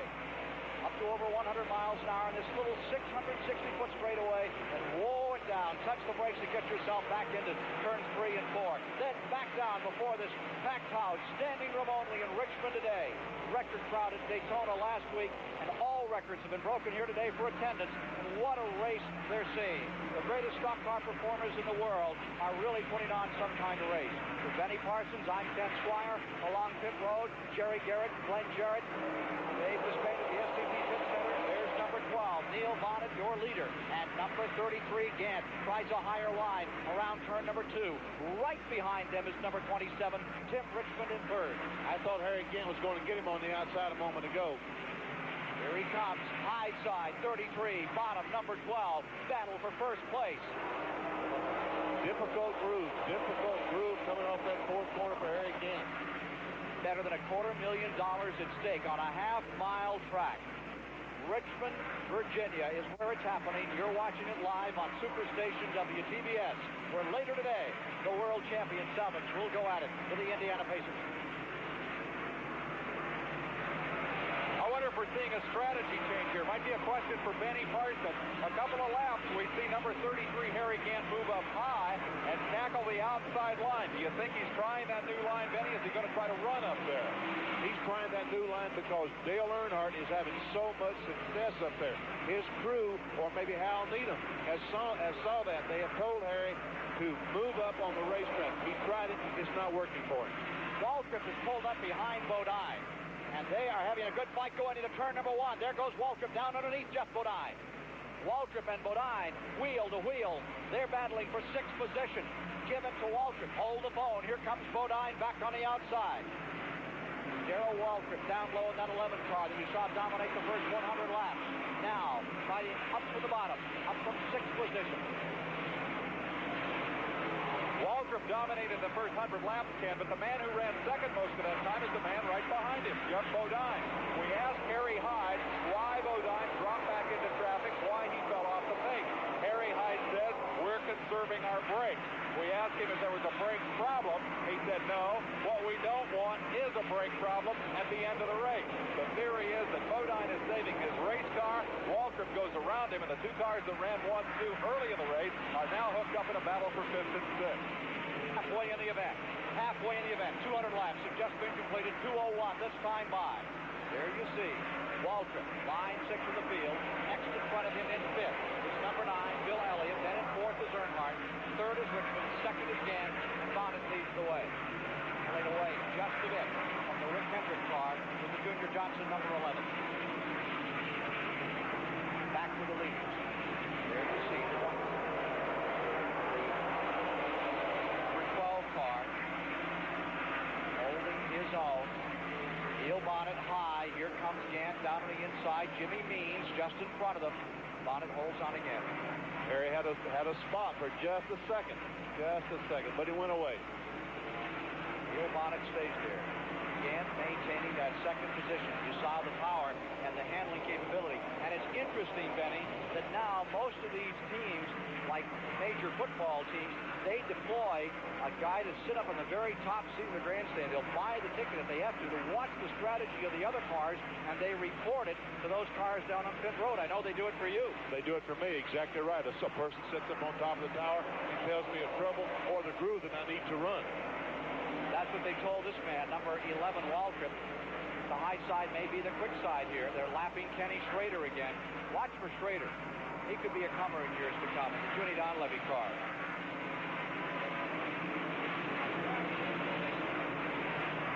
Bill Elliott slipping back. Number 9 car running high on turn number 4. I'm trying to pick the 90 car of Ken Schrader. Bill Elliott's car. It looks like the tires may be running off on that car. It looks like he is certainly not running as strong as he was just a few moments ago. But meanwhile, Dale Earnhardt continues to try to get by Tim Richmond up front. You see Elliott around Jimmy Means another time. There's that 90 car. Only 7 drivers in USAC in 26 years. Won features in those major divisions, sprint cars, midgets, stock cars, and championship cars. Look at Earnhardt decide to use up some more of that fender on Richmond. Kid Schrader in the 90 is the newest member of that flock from the USAC ranks. He wants to get into stock car racing out of St. Louis and see what he can do. Now here is car number 64, Clark Dwyer, a left car on the bottom in that Ford, Double Langley's car. Earnhardt has to step off and move around. Richmond in the 27. And Earnhardt, they're both pretty tough race drivers, pretty aggressive people when it comes to trading sheet metal. That could get real interesting. This could get very interesting. And both Earnhardt seems to run as good low as he does high. Either crew seems to work fairly well for him. Remember, that's third position and fourth. Richmond is in third. And attacking right now is Dale Earnhardt to try to take the position away in the Richard Childress Chevy. Joining us late, Ricky Rudd lost an engine and took Richard Petty with him into the wall. Terry Labonte's car was collected as well. Petty is out. Ricky Rudd is out. Labonte has come back into the fray. We now have a total of 6 cars out of the race. Trevor Boyce, the latest to retire. Look at number 33, Gant, as they lap J.D. McDuffie, trying to make a little move. There's a couple of smoothies. Boy, that's a couple of good race car drivers we're seeing right now, Ken Squire. And if I tell you, if Neil Bonnet slips just about 3 feet, Harry Gant in that Skoal Bandit is going to be by him. And that's about 1.5 inches on the steering wheel. That's right. But Neil Bonnet knows that. They both can be so right. We got 7 cars running out here that really look tattered and torn now, Benny. This begins to look like a Richmond race. Well, that's right. It always does. You know, you've got to have sustained some body damage if you're going to get around this racetrack and do it right. You're going to get some body damage. Well, of course, you know, Dale Earnhardt, Terry Labonte, the damage they had was done on pit road. Well, you just keep waiting for Harry Gant to spring the trap. They move up around Lenny Pond in the 48. In a wide line there. Laps complete, 212. 212 are down, and Gant sitting there, sizing up his man. So much at stake on a move. You finally commit yourself to go after that shot. If you're going to go down, the next time he won't let you through there. You can throw the dummy several times on the outside, but when you finally commit to something, you better be ready to pull the trigger. Exactly right. You know, they seem to be putting just a little distance on the Tim Richmond and Dale Earnhardt cars right now. I would say that Earnhardt has probably used up his tires pretty much, making his charge up to the 4th spot. Third place car Richmond, 4th place car Earnhardt, and behind Earnhardt comes Darrell Waltrip in 5th, and then it is almost a quarter of a track back to the Jeff Bodine car in 6th, followed by Bill Elliott, who is having his problem. He's about 15 car lengths back is Elliott from Bodine. 8th position Bouchard, 9th Petty, 10th Labonte, 11th Marcus, 12th Speed, 13th Lidley. Here's Richmond in the 27 car, and they begin to together up on him. Earnhardt taking the high side again. He rides the rail a little, trying to find some room on Tim Richmond. Neither man has ever won here at Richmond. Darrell Waltrip has probably saved his tires as well as anyone in making this charge to the front. I'm starting to get under Dale Earnhardt going in turn one. Didn't quite make it.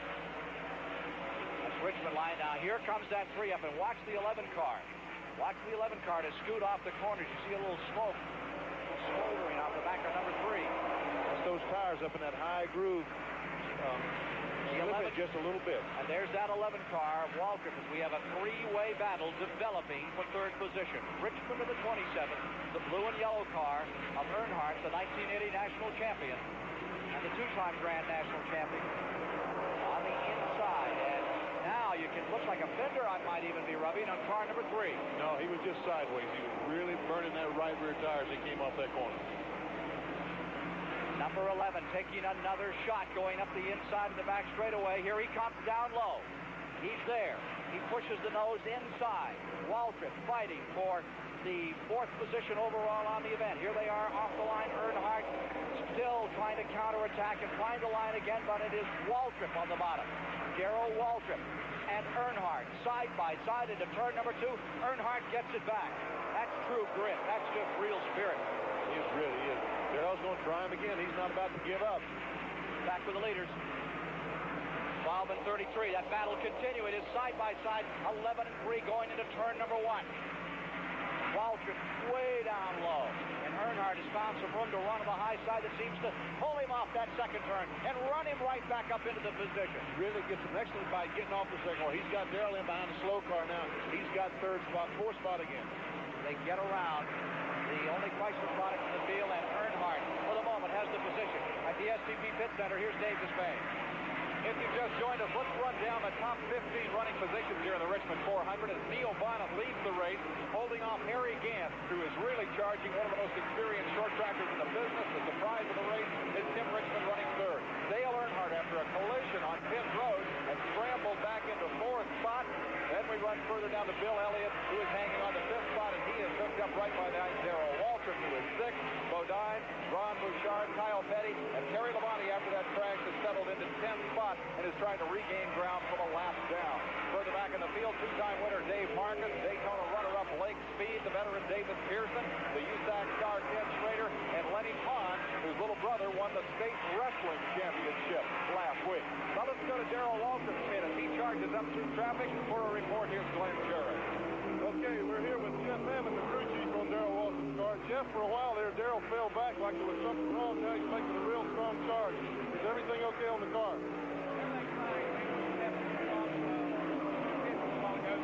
Car got in front of us, couldn't get out of the pits, and we got tired up by the traffic. So right now the car's working real well, and Darrell's just having to drive a little bit harder right now to get back to the front. I think we can get back to the front. I think everything should be A-okay. Okay, that's a report from Darrell Waltrip's pit. Everything seems to be A-okay. For 10 laps, they've been going at it here. Waltrip on the inside, Earnhardt on the outside. They pull up on Jimmy Means, who fights for everything he can get. He made a little over $20,000 at Daytona last week, one of the better payoffs for Jimmy Means out of Alabama, and he's struggling just as much as the big teams out here. Doesn't want to give an inch to anyone. Boy, Darrell Waltrip was there, though. He was there, and he feels so bad to run that because had Jimmy Means not been there coming off the 4th corner, he might have had that spot. 225 laps complete. Again, Waltrip on the bottom of the track. Right beside him in our live coverage, that's Dale Earnhardt, a 2-time winner, the Richmond 400, number 11, on the bottom of the track. Waltrip moves in.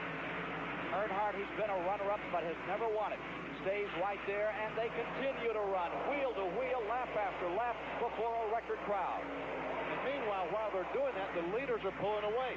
Tim Richmond has driven up. He's on the back bumper of Harry Gant. Harry Gant on the back bumper of Neil Bonnet. And that trio is pulling away while Earnhardt and Waltrip race. We'll be back with more of the thrilling live action of the Richmond 400 on Superstation WTBS after these messages.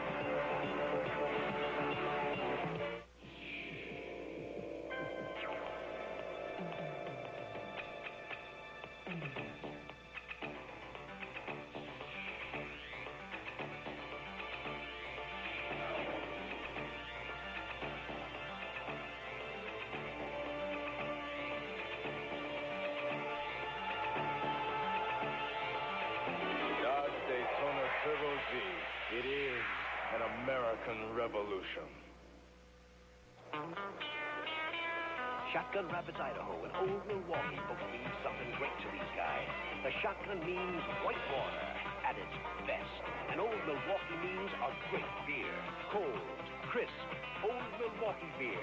And smooth, golden Old Milwaukee Light. And Old Milwaukee. And Old Milwaukee Light.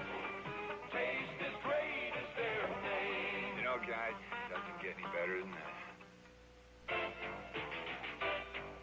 The company that has sparked more winners than any other company in the world has guaranteed performance for your car. Copper Plus, designed to improve the performance of just about every import or domestic car sold in America.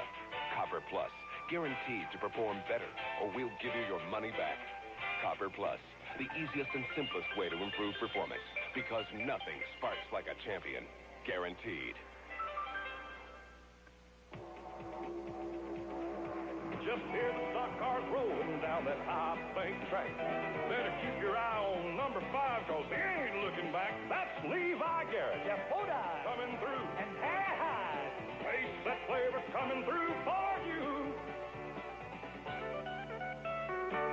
Time after time, the quality comes through. That's why Levi Garrett is the brand I'm proud to choose. Levi Garrett. 234 of 400 laps have been completed at the Virginia State Fairgrounds. The battle is all on the point. It is between Neil Bonnet, making those instinctive moves that made him such a great short track champion out of Alabama, and this man, number 27, Tim Richmond, Ashland, Ohio, who has just overhauled number 33, Harry Gant, to take over in second position. Gant sustains third. Earnhardt is fourth. Waltrip is fifth. And incidentally, David Pearson's not here. On that 15-card rundown, we had number 16. That is Butch Lindley's new team. And David probably very pleased with how well he's running watching at home today. Number 12, Bonnet stays first. And there you see the exact interval into turn number 3 between those leaders. Let's go down to pit road for this report.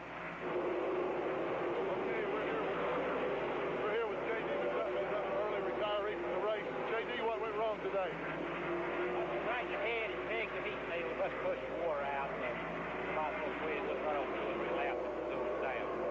Okay, unusually warm weather here for Richmond in the fall. Do you think that the warm weather had anything to do with your problem? I don't think so. I had a whole set of cast iron heads and I was college station at the house. That's the way it goes. Okay, thank you, J.D. One of the most liked and respected of the privateers, J.D. McDuffie. Now, there's another one. Ronnie Thomas in the 41 who stays out there. Look at 27. Richmond make the move. And there's where the chessboard changes so quickly out here. You pull up, you find a lap car right there where you want to be. 5 leaders in the same shot coming off the corner. On a half-mile track. This is wonderful. Tim Richmond sideways as he pulls around Clark Dwyer out of Colorado Springs, Colorado. There's Schrader in the 90, the Junie Dunleavy car just in front of them as they approach 3. And for the first time in the last 40 laps, there's a little bit of breathing room for Neil Bonnet, the leader. Give him about 10 car lengths as he scoots into turn number 1. Then you see Tim Richmond in second, and they are wearing those tires out like the eraser on the top of a... Oh, into the head-on, number 12. Neil Bonnet, the leader, looked like he lost a tire and slammed straight into the barrier. Out of turn number 2. Crashes head-on into the wall for the second straight week. Misfortune dogs Neil Bonnet through the fence. Now, the last car to really penetrate and go through the fence was Bobby Allison. Several years ago in qualifying, went right through the first turn fence.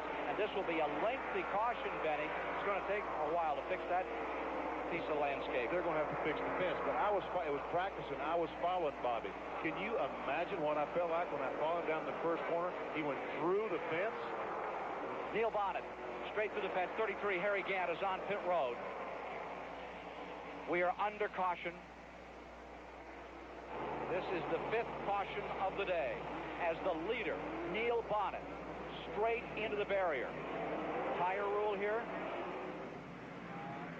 The tire rule, that time I think Tim Richmond changed the left side tires. If Jerry Garrett or Glenn Jarrett is someplace around that Old Milwaukee pit, I'd like to know if he did not change lefts.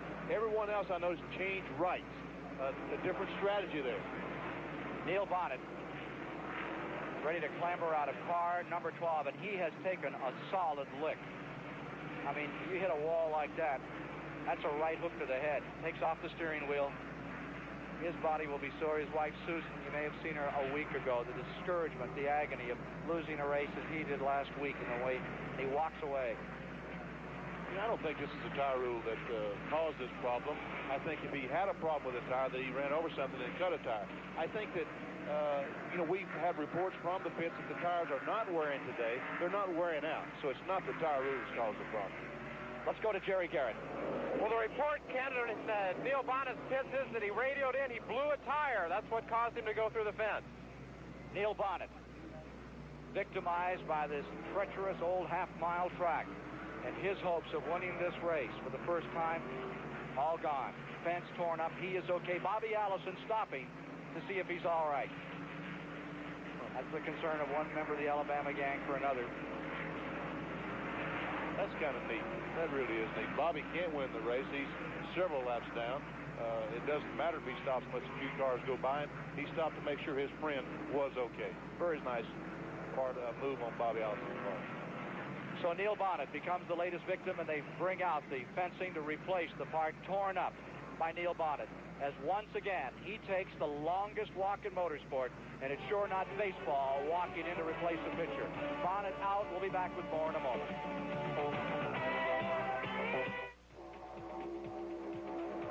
Just hear the stock cars rolling down that high bank track. Better keep your eye on number 5, cause he ain't looking back. That's Levi Garrett. Yapoda. Coming through. And Harry High. Taste that flavor coming through for you. Time after time, the quality comes through. That's why Levi Garrett is the brand I'm proud to choose. Levi Garrett. If you've got what it takes and really care, there's a special kind of life you'll want to share. Serving your country's a special call. It's good for you. It's good for all. Not all who try fit the bill. It calls for brains. It calls for skill in the Army, Navy, Air Force, Marines. High-tech and the services go hand in hand. It's a whole new world. You're in demand in the Army, Navy, Air Force, Marines. You'll move up. You'll feel proud. You'll stand out above the crowd in the Army, Navy, Air Force, Marines. But most of all, you'll earn the respect of the people and country you're there to protect. In the Army, Navy, Air Force, Marines. It's a great place to start. This Bud's for everyone who scrapes it, sprays it, and lays it on smooth.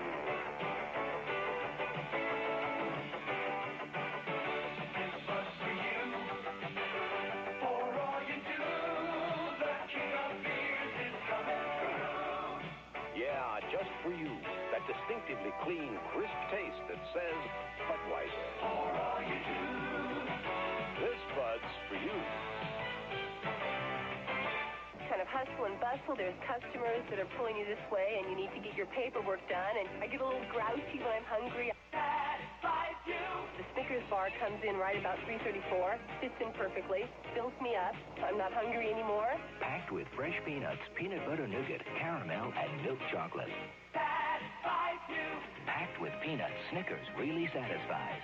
Fills me up. I'm satisfied. I can go back to work, and I can go on until dinner. Neil Bonnet will not change his luck today. Walking back, he's come all around the third and fourth turn, and he survived this crash in turn number 2. Leader coming off the second turn. Right about here, you can see it. Hook. Car just going perfectly, and then all of a sudden the right front tire gives way. He hits the brakes, but talk about a sudden stop, Ken. And that's what hurts. That's what hurts. You can roll a car 2 or 3 times and not take the amount of G's and the hurt you get out of something like that. Unfortunate situation for Neil Bonnet out of this race. Let's go to Glenn Jarrett with Neil Bonnet now. Okay, we're here with Neil Bonnet. Neil, terrible tragedy there. You had a big lead, looked like you were running away. What went wrong with the car? Well, I don't know. Going in the first turn, it felt like the front tire fell down. When I saw the right front drop down right in the middle of the corner, the thing just took off. I had the wheels cut and I couldn't turn and went straight in the fence. But you are okay? Well, messed up a good race car. I don't know what it felt like a tire went out. Sorry to have tough luck. That is impact. Terrible. terrible impact. Again, that makes me not want to do this. That's awful. Red flag condition is coming out here at the Virginia State Fairgrounds. They have so much repair work to do as this car, number 12, shot through the second turn fence, and we will have a red flag condition while they repair the track with 246 laps complete. This car, number 75, Lake Speed, is being shown in the 10th position overall in the field. Last week, Lake Speed had the greatest race of his life when he finished second in the Daytona 500. It was a marvelous moment for him. For many, it was the first time they got to meet this young Mississippi driver. So let's take a look at Lake Speed. Little southern boy that was born, you know, the last child in line in a family, a very nice family, well-off family. My father started out, I think when he was 18 years old, he put a plow down out of South Mississippi, plowing a mule, and said, I don't think I'm going to go to town and strike out for my fortune. He did well. I was born with a silver spoon in my mouth, if you want to call it that way. I think we have seen in motorsports one of your best moments when we saw you finish second in the Daytona 500. What's been the hardest? I guess in 1978, when I won the World Championships in Le Mans, France, I had spent 19 years of my life, a lot of hard hours, a lot of 7-day-a-week, all day and all night deals. In the meantime, try not to get emotional about this, but I lost a wife and a child through the divorce. And the commitment that I had made to racing had a lot to do with that. That it was just such too a big, much. Yeah. That too much. I didn't do them right. I know that today.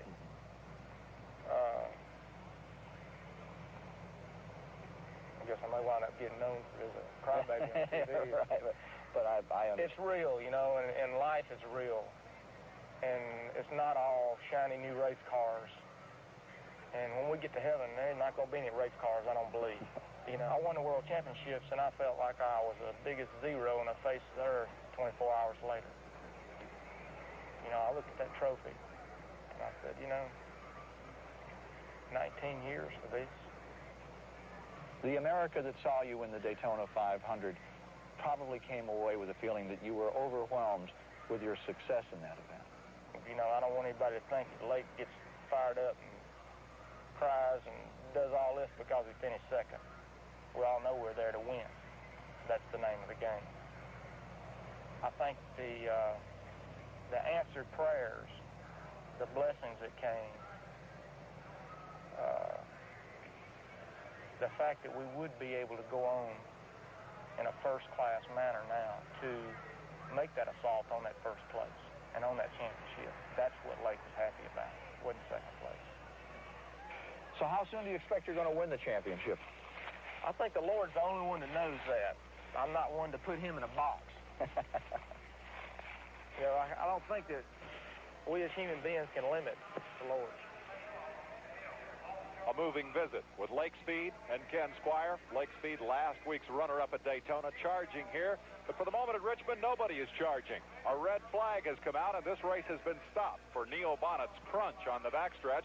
Not for a problem for Neil or even for his race car. Neil is alive and well, as we have heard. And the car is all beat up. This is the problem. It's the backstretch wall. Neil took a big chunk of it, took a big bite out of that wall, and so now they're trying to clean up the damage, and in order to give the crews access to that corner of the racetrack, they have stopped the race cars and parked them along pit road. Now, let's get an update on the activity there from Glenn Jarrett. Okay, we're standing by with Darrell Waltrip. Darrell, an unexpected break here. Do you welcome a break like this or rather keep running? Well, you know, it certainly doesn't hurt anything. I can run down here and get a hot dog, I guess, but I just soon kept running. My car is... Right. Your car looked like it fell back for a little while there. Then you really came on strong here lately. Everything going to suit you right now? Yeah, it is. The problem is we're set up to run on the same set of tires all day, and these cautions are really hurting us. We just soon to see the race go green all the time. I wasn't planning on changing but once or twice today, so we're geared for it, we're set up for it, and that's why we're not running good as some of the cars do when they get tire changes. Okay, that's a word from Darrell Waltrip. Let's go now to Jerry Garrett for another report. We're here with Bobby Allison. Bobby, that was a heck of a crash your protege took, Neil Bonnet. Yeah, it was. You know, I feel real bad that seems like Neil just can't get a break. He drives so hard, and he's such a tremendous competitor, and really, in my book, a great guy, too, and he just can't get a break. I feel for him. You're having a tough day, too. What was the problem on your car? Near as I can tell, either a fuel line clogged up or something happened to the fuel pressure, and they worked on it and got it fixed. It's working good now. You're out there now running about as fast as anybody, though. Yeah, we were quick enough. We had got into the lead, and we felt like we were in good shape to win the race, and then we had our troubles, and now all I want to do is try to keep from bending the car up, finish the race and run good, but I don't want to stick my nose in there anywhere. Bobby, this has got to be one of the hottest days we've had at this race in February. Is it bothering the track a lot? Is it upsetting the cars? Well, there are a lot of conditions that are different here. They use the new beer grease on the track, and we got a new tire that really it sticks better, but when you get into a gooey spot, you're relying on it, and then you go for a big slide, and I think everybody's having a problem with that. And the warm weather, of course, I really appreciate that. I suffer in the wintertime, and, it's a nice warm day. It's my ideal kind of day, just too bad we had problems. Let's go on down pit road with Glenn Jarrett. Okay, we're standing by now with Dale Earnhardt. Dale's using this unexpected brake to do a little headgear adjustment. Dale, what's the problem there? Well, we had a ear plug on my radio set that wasn't working, and we just went and changed it. So, just give us a chance to take the helmet off, cool off a little bit, and go back to racing here a little bit. Right. Does the car seem to be working satisfactorily right now? Well, a little altercation in the pit. Bent the tie rod front end up on it a little bit, but Neil had a pit roadblock, and I pulled out around him and carried the line and clipped the right front. And, it knocked the front end out. It handling quite as good as it was at the first race when Darrell and I run together, but we just been on it and getting it back, and it's coming back. Plus, I'm getting used to driving it towed out. Right. Tough race. It's a little warmer than you used to here in February. Yeah, it is. The car's a little bit hotter than what we expected, and we've got an oil tank up front this time instead of in the back, and it's made the cockpit a little hotter, so we're going to have to do some more adjustment on that, too, frying my foot. Okay, that's a report from Dale Earnhardt. Thanks, Dale, and good luck. Here we go back to Jerry Garrett. We're here with Lake Speed. Lake, this is a bit more like Mississippi weather, hot and humid today. It really is. I think it caught everybody by surprise a little bit. I know the guys, a lot of them been sitting up over the winter, kind of stuffing the groceries away and whatnot. I'm sure if you look in those floorboards, there's probably a whole lot of wintertime laying on the floorboards. How tough is it on your car out there? Oh, that's not tough, man. This is a cakewalk compared to Darlington in August. Are you able to keep up the way you want to in this race? You had such a good race last week. Really, I'm rough on the short track. We didn't run very much at all last year. I think 1 or 2 races was all. So I'm a little rough around the edges. They gave me an awfully good race car, and if we get her dialed in exactly right, I think we'll be in good shape. There's been times during the race today we've run as good as anybody. It's just I've been a little erratic, I think. So as soon as I can kind of get the driver dialed in and screwed down, I think we can take that Nationwide Pontiac. We'll be chasing these boys real hard. Well, this is a guy that's being heard from a lot lately. Lake Speed. Back to you, Ken. Let's take a look around this half-mile Virginia State Fairgrounds, Richmond, Virginia, where after 246 laps, the race has been red flagged. We're past the halfway mark under perfect conditions. Seldom has it been as warm and as pleasant as it is today.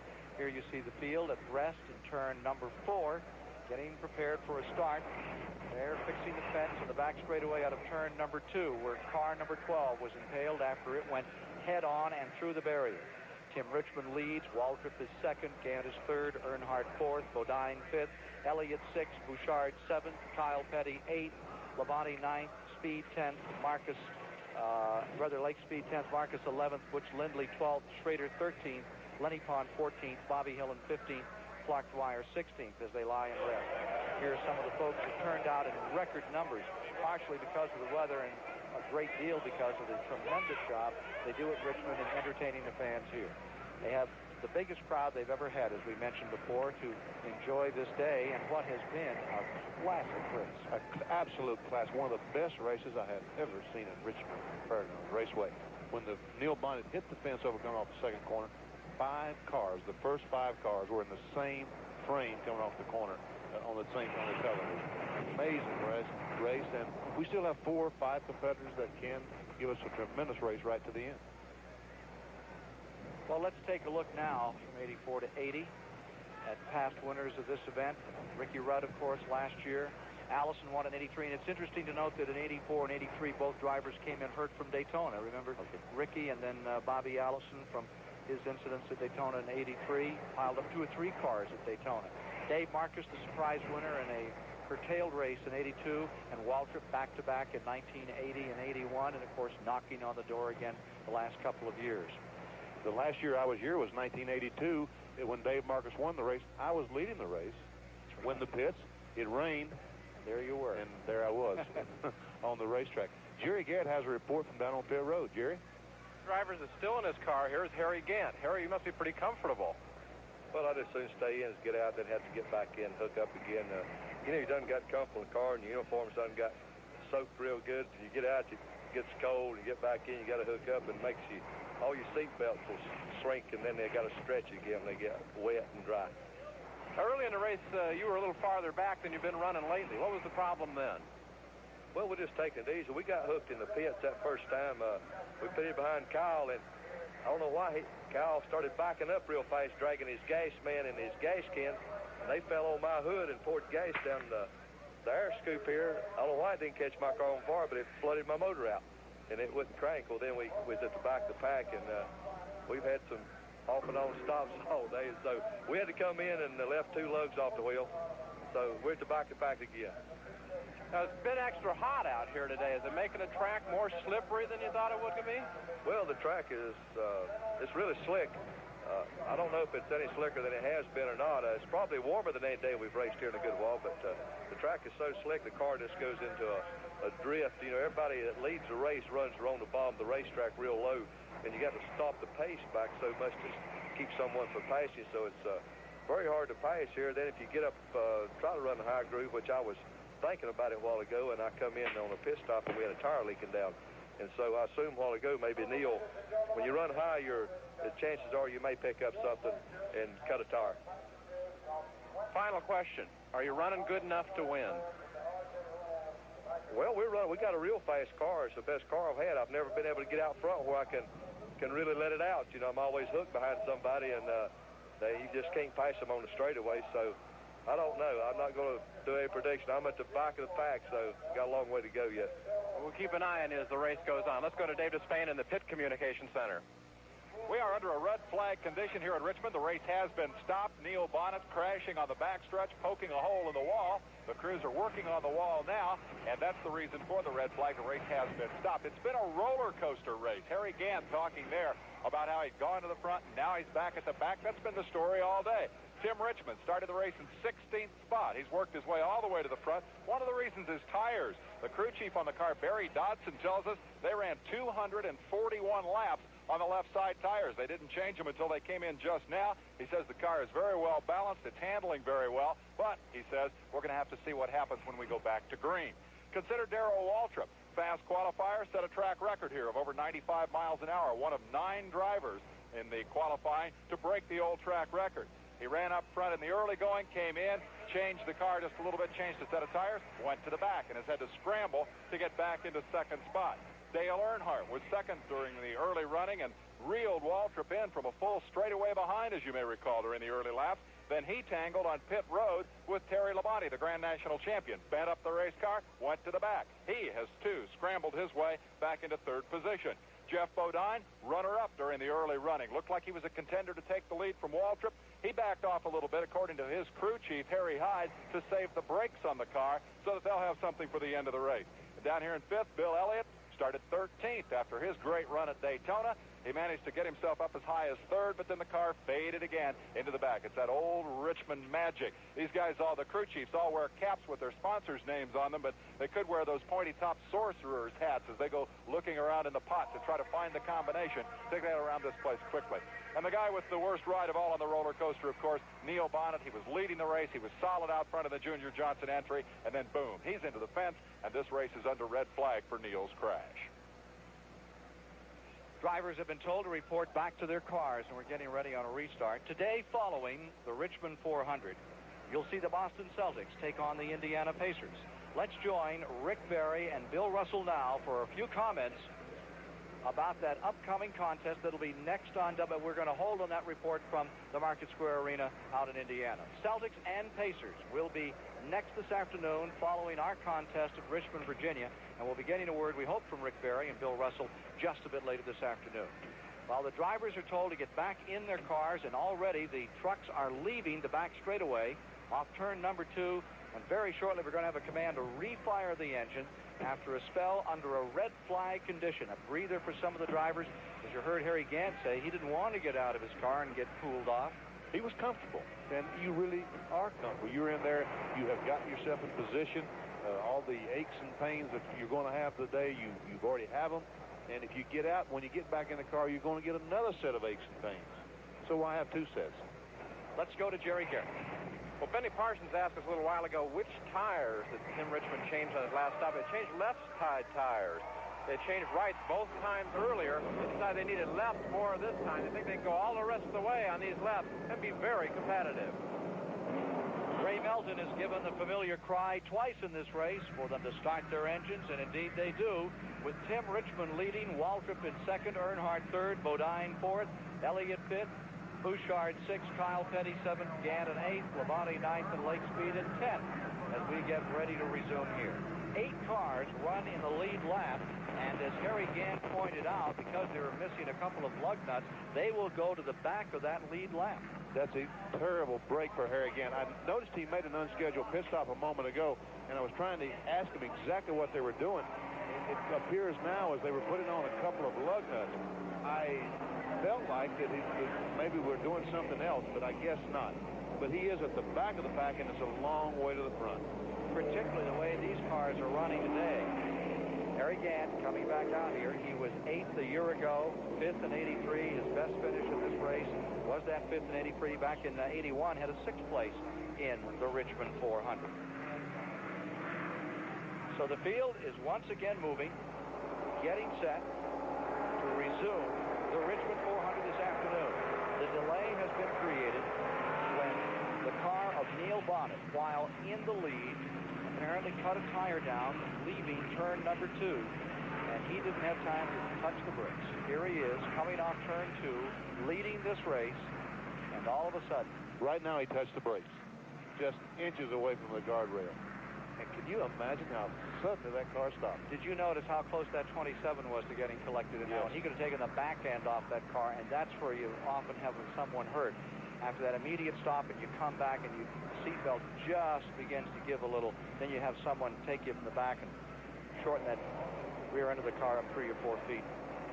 The red flag was out 14 minutes, 54 seconds.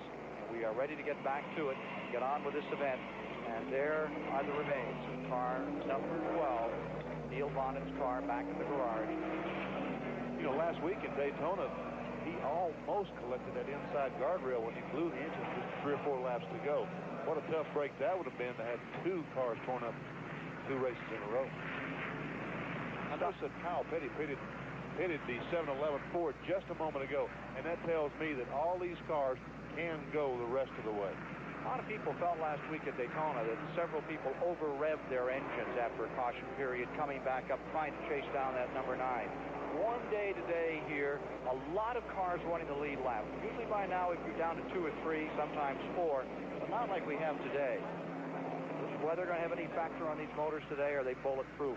Oh, I don't think so. I don't think that the weather last week caused the problem. I think that the problem was caused on the caution flag, yes, but there was a group of cars trying to catch up with the field, and I think in that process we ran the car at half throttle. And during that time, we leaned the engine down. It wasn't getting enough fuel in it, and we all burned pistons. Red flag conditions, cooling them off, getting them back up, any problem? That might be a problem. Yes, that could be a problem, because when you turn them off, the heat's going to go up. Now, once they start them back and cool them off, they may have water leaks. That would be the only problem. Tim Richmond tries to get a jump on Terry Labonte. The green flag waves. So they come around a complete 250 this time of the 400 laps to be run on this half-mile track. Tim Richmond tears away out in front. Harry Gant having to work his way back up from the tail end of the lead lap. 8 cars running in the lead lap. The number 44 car, Terry Labonte, is a lap car. And it's Tim Richmond's race to lead for the moment.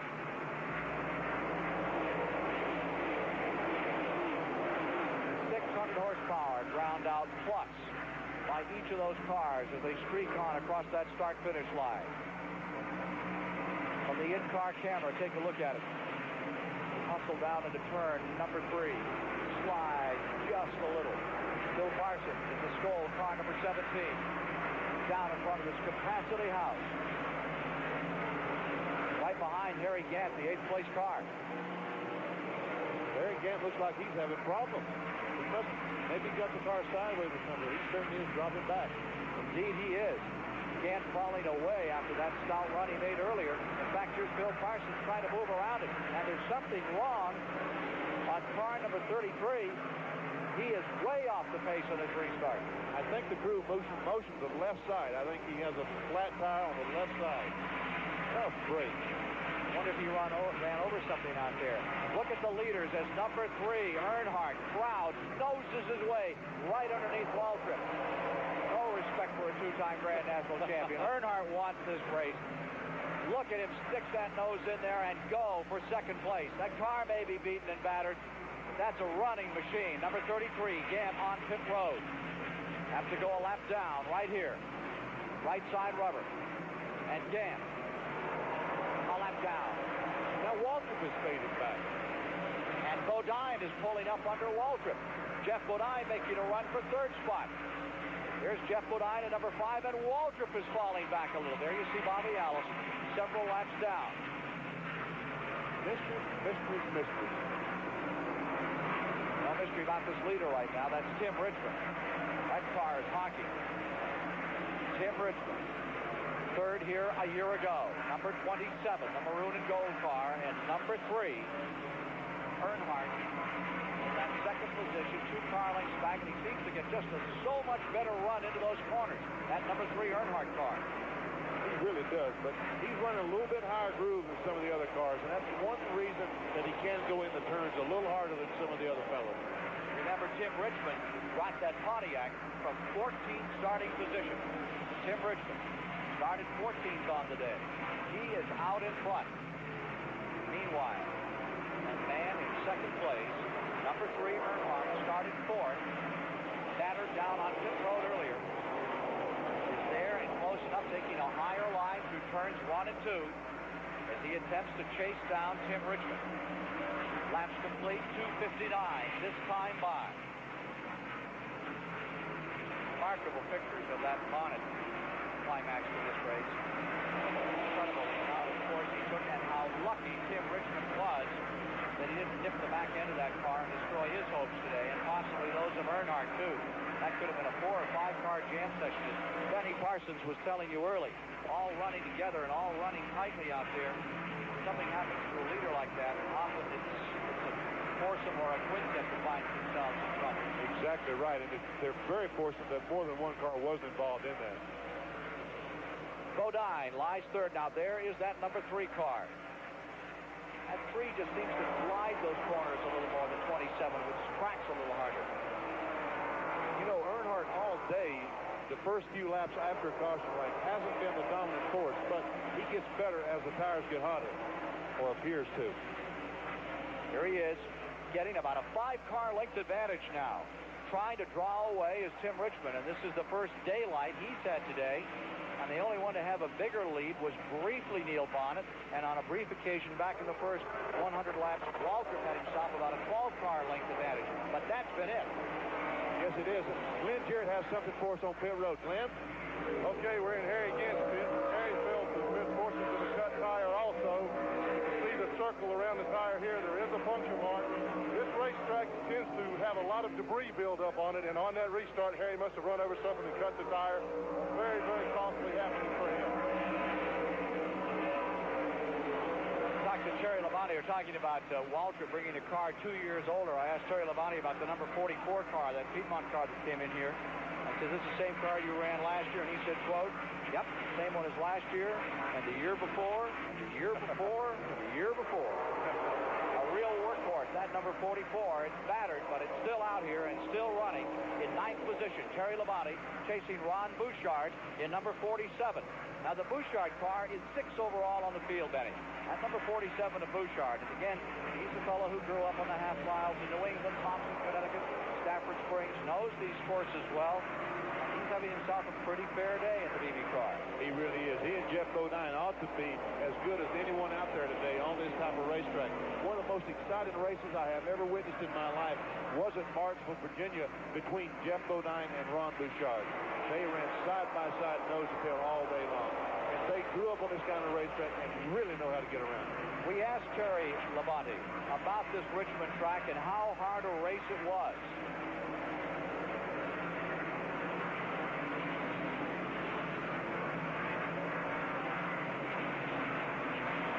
We'll be getting to that report from Terry Labonte shortly. Terry Labonte, number 44, still holding on in ninth. That is Bouchard running directly in front of him in the 6th position. Now notice number 33, Gant. They sure have their problems there. They are a lap down on the field. Harry Gant's number 33. Kyle Petty is in 7th. Bouchard is 6th. Elliott is in 5th. Waltrip is in 4th. Bodine 3rd. Earnhardt 2nd. And Richmond leads the way. Gant is really moving, though. He is really going. He passes Dave Marcus on the outside. Draws a bead on Terry Labonte. That's for position. I think he and Labonte both are a lap down. Average speed has been reported through 240 laps. Red time not counting at 71.147. 71.147. Let's get that report from Terry Labonte on just how hard a race this is here at Richmond. Well, I don't know. I hope we are. It's kind of a tough racetrack sometimes to really get your car working the way you want to. Some days, if you got it working good, it's a good day for you. And if your car's off a little bit, it makes a long day. Terry Labonte, his car got really whacked, and here he is out a little, and there's Harry Gant. Still trying to pick up positions, get himself back into this race, a lap down after an unscheduled stop. Tire problem put him back. Dale Inman, who takes such pride in that number 44. Car sure does not look like an Inman car right now. No, it doesn't. It's like something from South Boston after a Saturday night. A lot of great racing in Virginia, while North Carolina likes to take pride in claiming North Carolina as the racing territory. Virginians are very, very proud and feel their racing is most special on tracks like the Old Dominion Speedway and Southside Speedway. Over the years, they've developed some great racers, and it's interesting that among the tickets purchased for things like the World 600, Virginia leads the way over the number of seats sold. There are the leaders. It's Tim Richmond still first, and Earnhardt maintaining the 2nd position. And is he waiting on him, or do you think Earnhardt? Well, we've noticed all these guys. We've noticed this all day. On the restart, Dale Earnhardt is not a dominant car until 30 or 40 laps into the run, and then his car becomes strong for another 40, 50 laps. Then he seems to be about equal with anyone. I would think in the next 10 or 15 laps, if he's going to make a run, it'll be in the next 10 or 15 laps. More from the Virginia State Fairgrounds of the Richmond 400 after these messages. Presenting beauty in motion, the Dodge Lancer. Its fluid lines are graceful, captivating. Its sleek body glides through the wind. Dodge Lancer. With room, space, and virtually every electronic convenience available. And Lancer has a fuel-injected engine with optional turbocharger, so you know what to expect. Great performance. Sounds like there's a bear in the beer. What are we going to do? I'll be right back. Where's he going? He's going to get that beer from that bear. That's not just a bear. That's a grizzly. Yeah. But that's not just a beer. That's fire-brewed Stroh's. I thought we had 3 cases. Well, had to make a deal. Stroh's and Stroh Light, fire-brewed for smoother taste.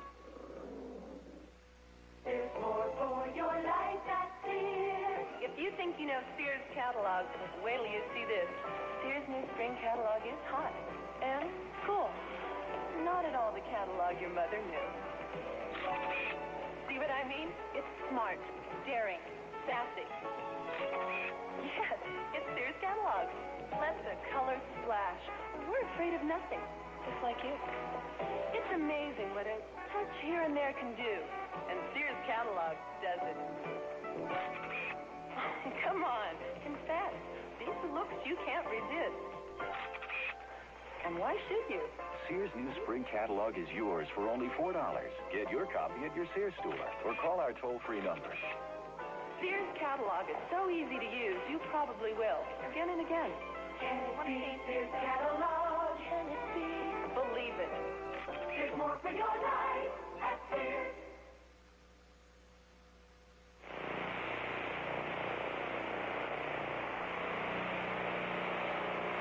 Feeling the hot breath of Dale Earnhardt. And here in the SCC Pit Center, those are big names here as we get back to green flag racing and the laps begin to wind down here in the Richmond 400. Does Earnhardt have something to show Richmond? Well, let's find out. 280 laps are now complete. And there you see Earnhardt drawing a bead on number 27 and closing to within 1 car length. There is an interval now of approximately 3.5, building to 4 seconds between the second-place car, Earnhardt in the number 3, and Jeff Bodine, who stays third. Waltrip lies fourth, Elliott fifth. Bouchard is in sixth. Here's number 3 taking a try on that higher line, Benny Parsons. He's going back to the outside groove that he did have some success with a moment ago. I would be surprised if he's able to pass one of those really good cars up on the high side, though. We understand there's an interruption in our picture from Richmond, Virginia. We'll continue to describe the event to you live as it's happening here, audio-wise. The 2 leaders are down in turn number 1. Tim Richmond first, and the number 3 car of Dale Earnhardt in second. They have just put a lap on the Jimmy Means car. 27 stays first, 3 in second, Earnhardt. Number 5, Bodine is in third. Darrell Waltrip is in fourth. Bill Elliott fifth. Ron Bouchard in sixth. Miles Henry in seventh. Harry Gant maintains the 8th position. Now, number 33, Gant, is trying to take a lap back from number 9, Bill Elliott, who is running a brand new car here today. Not happy with their short track program a year ago. They've come out fresh out of the box in the Elliott family to try and get their short track program together. And Harry Gant, number 33, is nose, the green and white car underneath the red and white of number 9 as they exit turn number 4 side by side with Gant on the bottom of the racetrack, and on the outside is Bill Elliott. Meanwhile, in the battle for the lead, Richmond and Earnhardt continue their own conflict. And Earnhardt is pulled up with almost a grasp for first spot. He stays within about 2 feet of the leader, the maroon and gold number 27. The yellow and blue number 3. Scorcher goes way down below the line, going into turn number 1. Looked like he just about put that front bumper against the tail end of number 27 out of turn 2. Going back to turn 3, they touch. In turn 3, Earnhardt closes up on Richmond again as they say, let's get physical out here. I think if Dale Earnhardt gets by Tim Richmond, he's going to be awfully hard to catch. I think he's trying on the outside now, but he pulls up alongside, gets a real good shot coming off the second corner, and pulls up alongside Tim Richmond. 288 laps complete, and they are side by side. It is Richmond on the inside, Earnhardt on the outside. They are side by side out of turn number 4 in the main straightaway. Dale Earnhardt noses the Richard Childress car in front. In turn number 1, it is car number 27, Richmond taking it back. In turn number 2, Earnhardt goes back on top. In the back straightaway, it is Earnhardt, your leader. Earnhardt into first, Richmond the second. Now Richmond comes back on the bottom, but he can't get through, and Earnhardt has a clear first place after a tremendous duel. Dale Earnhardt into first. Richmond now lies second, about 4 feet back. He closes up in turn number 2 as he still relies on the low line, and all of a sudden Earnhardt has moved up about a half a lane, is getting a tremendous fight getting off the corner. Although Tim Richmond does pull up alongside of it about the middle of the corner, generally touches Dale Earnhardt's bumper, but he can't make any headway. Now he is alongside of it, going off turn 2. Richmond down on the bottom. Gets underneath, but cannot get through. As great a race as there has ever been run at Richmond, this will go down as one of the better half-mile races on the Winston Cup Tour. Here's number 3, Earnhardt pulling away again, Benny Parsons. moves and leads by a car length into turn one. And back again comes Richmond down low to take a shot at the lead. Well, Dale Earnhardt is keep trying to find a better way around this racetrack. He moved up about a half a lane. That time he was up an entire lane. He's trying to find a better way, a way that he can drive away from Tim Richmond. Dale Earnhardt, who's made some $2,680,000 in Winston Cup Grand National races, laps 10 greater as they go into turn number one. Some more congestion just in front of him. 2 or 3 lap cars, and he scales around them on the outside. Lenny Pong falls to him another time. Flex Wire another time. And chasing after him goes number 27, Richmond, into turn 3 and 4. Coming back to the main straightaway. Having some video problems out of the Virginia State Fairgrounds. We'll continue our audio call with Denny Parsons. I'm Ken Squire. Alongside is Dave Despain. And off the track, Jerry Garrett and Glenn Jarrett to bring you the action today. It is now car number 3, leading by 3-car lengths. The biggest advantage that has been enjoyed by anyone is now being held by, in the last 25 laps, is being held by car number 3, the Earnhardt car. But just a moment ago, when he went through turns 1 and 2 a moment ago, he found him a really quick groove, a really good way to get around that racetrack and pick up 5 or 6 car lengths on Tim Richmond. Back to the STP pit center. Here's Dave Despain. It'll be an interesting situation on Dale Earnhardt's car. He talked earlier about a radio problem they were having. We don't have any confirmation of a radio problem, but an interesting bit of evidence. Kurt Shelmerdine is the crew chief on that car. At about 30 seconds before Earnhardt passed Richmond, we asked him, one of our pit reporters asked him, how are you doing? He said, we're doing fine. We don't want to pass him now. It's too early. We want to save the tires. And within 2 laps, Earnhardt stood on the pedals, drove around Richmond, battled him side by side for about 4 or 5 laps. Perhaps Shelmerdine and Earnhardt aren't talking. Earnhardt definitely bound for the front. 1 year ago, Earnhardt had his best year, earning some $616,000 on the Winston Cup Tour. And here he is, one of the strong contenders to win at Daytona. Another one of those fellows who was victimized by the problems that went with that strange Daytona 500, leading now by 7-car lengths. So Richard Childress, number 3. Richard Childress has had this team since 1969. He came out of Grand American ranks in stock car racing in NASCAR many years ago, formed his own team, drove his own car, was a pretty good privateer. He seems to really have the combination together to build a super team for Grand National Racing. And here he is with the overall lead. His driver, Dale Earnhardt, showing the way, now pulling away to a 12-car length advantage. Dale Earnhardt and Richard Childress seem to have the chemistry that it takes to build a top-notch Grand National team. Dale Earnhardt right now is probably as impressive as I've seen today. Looking all over this racetrack for the fast way around it. He's running the line that no one else around it. Now, Tim Richmond, I noticed, just moved up to that groove. He's going to try to wow and see if he can make one time on Dale Earnhardt. 299, 300 laps will be completed this time by. They are trying to correct the problems with our satellite uplink to bring you live pictures again from Richmond, Virginia. We'll continue our audio call from the track. 100 laps remain to the finish, and right now, Dale Earnhardt is commanding this race, the Richmond 400. More after these messages. From race.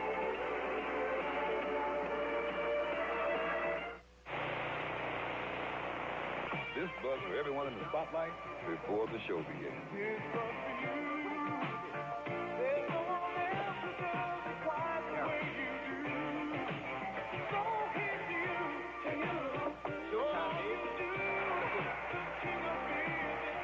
Just for you, that distinctively clean, crisp taste that says Budweiser. Hey, man, nice job. This buzz is simple. These days, all kinds of fad diets are gaining popularity as more Americans try to lose weight. There are diets that are short on meat, diets that are low on protein. Some cut out almost everything but fruits and vegetables, and some even ask you to fast. But the best way to lose weight isn't with some gimmicky diet. It's by controlling your appetite, by exercising, and by eating a balanced diet with foods from the 4 basic groups: poultry, meat, or fish for protein, vegetables and fruit for vitamins and minerals, breads and cereals for carbohydrates, and milk and cheeses for calcium. Any diet that doesn't include all of these important groups can do you more harm than good. So if you're considering a diet or are now on one, remember, there's no diet that can compare with a balanced diet. This Food for Thought was brought to you by Campbell Soup Company. We make all of these products, and we make sure every one of them is as good for you as it is good tasting. Campbell, we'd like to help more Americans eat right. When you need a little lift, but you just can't take a break, chew Wrigley's Spearmint Gum. The cool, refreshing feeling of Wrigley's Spearmint Gum puts a little lift in everything you do. That good, smooth chewing, that crisp, clean taste. That Wrigley's Spearmint pickup is going for you. Wrigley's Spearmint Gum really keeps you humming. Wrigley's Spearmint Gum keeps you humming along. Wrigley's Spearmint Gum really keeps you humming. Wrigley's Spearmint Gum keeps you humming. 307 laps have been completed on the Richmond 400. There are still some satellite problems in getting our pictures back to Superstation WCBS from the Virginia State Fairgrounds, Richmond, Virginia, where the Winston Cup Tour is running their second race of 1985. We'll continue our audio coverage as Dale Earnhardt leads. Tim Richmond is in second, Jeff Bodine third, Darrell Waltrip fourth, Bill Elliott is in fifth, Lon Bouchard is in sixth, and Kyle Petty is in seventh. Those 7 cars in the lead lap. 8th spot is Harry Gant. Running 9th is Terry Labonte. In the 10th spot is Dave Marcus. 11th is Lake Speed. 12th is Butch Lindley. 13th is Ken Schrader. 14th is Bobby Hillen. Running 15th now is car number 48, Lenny Pond. The 16th position is Clark Dwyer. Ronnie Thomas is in 17th. Jimmy Means is 18th on the field. Bill Parsons is in 19th. And Bobby Allison is reported in the 20th position. The 21st position is the Buddy Arrington car with Phil Good at the controls this afternoon. There are 309 laps complete. Let's go back to the pit road. And there is a reason why Tim Richmond is no longer leading this race, and it has to do with tires. Richmond, as you remember, changed the left side tires on his last pit stop while everybody else changed their right side. Now they have a right side tire problem. They believe a tire is losing air, going flat. They're going to try and wait until a caution flag to save that tire and not have to lose a lap to change it. But if they don't get one very soon, they're going to have to come in here and take that lap loss. Well, once again, we understand the satellite problem has been corrected, and we have pictures coming to you from the Virginia State Fairgrounds, where we're watching a whopper of a race this afternoon. Dale Earnhardt, as stout and strong a Grand National racer as ever cinched up a seatbelt. He now has the advantage, and you see him taking that very high line over Tim Richmond. Now, Benny Parsons, many times we'll see them start low and use the high side. Then the drivers that can really make their cars work will go back down to the bottom of the racetrack in the latter moments. And we're up to 312. Isn't it cool enough on the inside to get me work down there? No, I think that right now Earnhardt has the groove. I tell you who is really running around there, Harry Gant. He has one of the fastest cars on the racetrack. He is running an entire different groove than Dale Earnhardt. I'd love to see those two guys hook up because we'd really see some side-by-side competition. Well, we understand our satellite problems are not resolved now. I thought they had pictures out of here, and the old saying goes, it looks good out of here.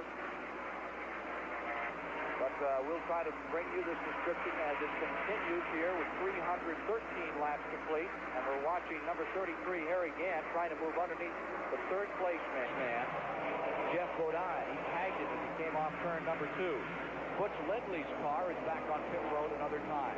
Looks like he has a flat tire. They're going to the right side, changing the right sides on the car. How about this? We have video again, Benny. So folks around America can enjoy this lovely day in Virginia and this great race. And now you're seeing Gant trying to get the lap back, but more important, number 11, Waltrip, is closing and trying to take third spot away from Bodine. Boy, Bodine's hanging right in there. Had a great top 10 finish last week at Daytona, and they intend to win the national championship this year. Look at Handsome Harry up on the outside in the Bandit number 33. He got a good shot coming off that second corner. Remember, he had a tire problem. He went a lap down, and Gant's trying to take a little bit of ground back from Bodine. Meanwhile, Waltrip closes up. 316 of the 400 laps have been completed. If you're just joining us, a terrible crash brought out the red flag where Neil Bonnet went straight through the second turn outside returning fence. He is okay. That retainer just didn't hold on. It usually will bounce you back, return you onto the track. It didn't do it that time. He went like an arrow directly through it. The last man to do that here in Grand National Racing, Bobby Allison, who sailed off the first turn Benny Parsons, as mentioned, he was right behind him. It's an awesome spectacle when you see one of these 3,700-pound cars just project itself right through that Armco barrier. Harry Gant is drawing away from Geoff Bodine. Remember, the 33 car is in 8th, trying to make up a lap. The men in that lead lap in front of him are Earnhardt and Richmond. There's the leader, number 3, sadly wrinkled in the front. The car looking glorious to Richard Childress, Kurt Shelmerdine at this point. Glenn Jarrett has a question from down on pit road. Glenn, what kind of question do you have? Well, Benny, I've noticed you've been talking about the different grooves that Dale Earnhardt has been running. I've been standing down at the end of pit road just at the entrance to the first turn, and I've watched Dale. He's really decelerating or letting off the accelerator a lot earlier than most of the guys, driving the car and letting it drift well up high into the turn, and then getting a really good bite coming off. You've driven here many times in the past, and I have too. When this racetrack gets slick, a lot of times the groove moves up like that. It looks like that's what Dale Earnhardt is using to his advantage right now. 80 laps to go as Earnhardt puts a lap on Ronnie Thomas in the 41, and you can see Ronnie Thomas take an extra chop at number 41 as he came off the 4th turn. Everybody has little handling problems at Richmond. It goes with the territory. Packed territory today. How comfortable is it out there for Dale Earnhardt in car number 3? This is what he told us earlier. Well, it's a fairly short race, and it's comfortable. I've got my car set up to where, I can race hard and be comfortable, and, I'm in good shape, so, we'll be in good shape for Sunday. Here he is, getting a little high that time as he did almost a peekaboo with the fence. The trouble with running that high groove, you're exactly right. He's up right against that fence. Harry Gant started in the back of the pack and had to go in and change the tire, started behind everyone. He has passed almost everyone on the racetrack with the exception of Tim Richmond and the leader, Dale Earnhardt, and he's trying for Tim Richmond right now. He sure is. There's Schrader on the inside. Richmond realizes the 33 is trying to take the lap back. And look at Gant use up every bit of racetrack as he goes after Tim Richmond. Remember that Gant in the 33 car is now shown in 8th position. NASCAR scoring has him in 8th. He's trying to get back up in that lead lap. 7 cars in the lead lap. And then this man, number 33. And here he is on a rim ride, high side, getting around Richmond all the way up there. He was close to that fence that time. One thing about it, it doesn't bother him. No. When we watch Harry Gant make moves like that, Ken, we're reminded that his Grand National, his Winston Cup career, is only 5 years old. Prior to that, however, Harry ran those bull-ring short tracks of the late model sportsman ranks for something like 15, 16 years. Now Harry Gant's in a Grand National car, and here in Richmond, he's really putting that short track experience to work. Bear in mind that he is a lap down, but he has now unlapped himself from the 3rd and the 2nd place cars, and he's looking up there to find old Earnhardt, and then Benny Parsons will get his wish. We'll see those two cars with their very different lines around this racetrack scrambling as Gant tries to unlap himself from the leader, Dale Earnhardt. Gant's been around a long time. He started actually in 73, but it was in 1979 that he really got a firm ride. And it was first in the car that number 47 Bouchard has. Then he moved on, got into this team or the whole team, and it's been going great. $1.9 million he's collected. $1.9 million in earnings in Grand National, and really it's been since 1979. There's the leader. 1980 Grand National champion. In 79 he was the Rookie of the Year. Here's a race for about 4th spot. This is really a great race. Bill Elliott drives up on the outside of Darrell Waltrip going off the 4th corner. I couldn't get out of my mouth. They're side by side going in turn 1. And they're closing up on number 5, Bodine in 3rd. That's going to be a 3-way battle for 3rd. Bodine right there in 3rd, then number 11, Waltrip, and number 9, Elliott. And Tim Richmond right in front of him for 2nd place. You know, we talked a moment ago, they talked to Barry Dodson, the crew chief, on Tim Richmond's car. He said he thought that maybe they had a tire going down. What happened was it was the left side that they changed. It made the car too loose. The strategy backfired on them. Gant needs a caution to gather it up. He is about 6 seconds back from the leader, number 3, Earnhardt. That's a long way to go with 70 laps remaining in the race. The battle is right here. There you see the 27 of Richmond, the 5 in 3rd spot. That is Bodine. There's the 9 of Elliott and the 11. These cars are all gathered up in the runner-up assault. Let's go to Glenn Jarrett. We're standing here in the pits with Travis Carter, the crew chief on Harry Gant's car. Travis, since that cut tire that caused Harry his problems, he's really been on the move. What seems to be the key to your success right now? Well, our car seems to be going good. He hasn't said anything to us, but the car's worked pretty good all day. What we needed to have is the situation we have right now where we have racetrack short down, where he can run where he needs to run. And I think maybe he might get the leader and perhaps get back in the same lap before it's over. So we're not out of it yet. Okay, that's the story from Harry Gant's pit. Travis Carter, crew chief for this band. Number 33, Harry Gant, eighth on the field. The leader, Earnhardt, has about 3.5, 4 seconds over the second place group. And that group is a big one. There's the leader, Earnhardt, in number 3. Bobby Allison is there, running many laps down. His car, number 22, the two-time winner of the race. And Elliott has crashed head-on at turn number 4. Bill Elliott, absolutely dead, head-on into the retainer in that brand-new Elliott car.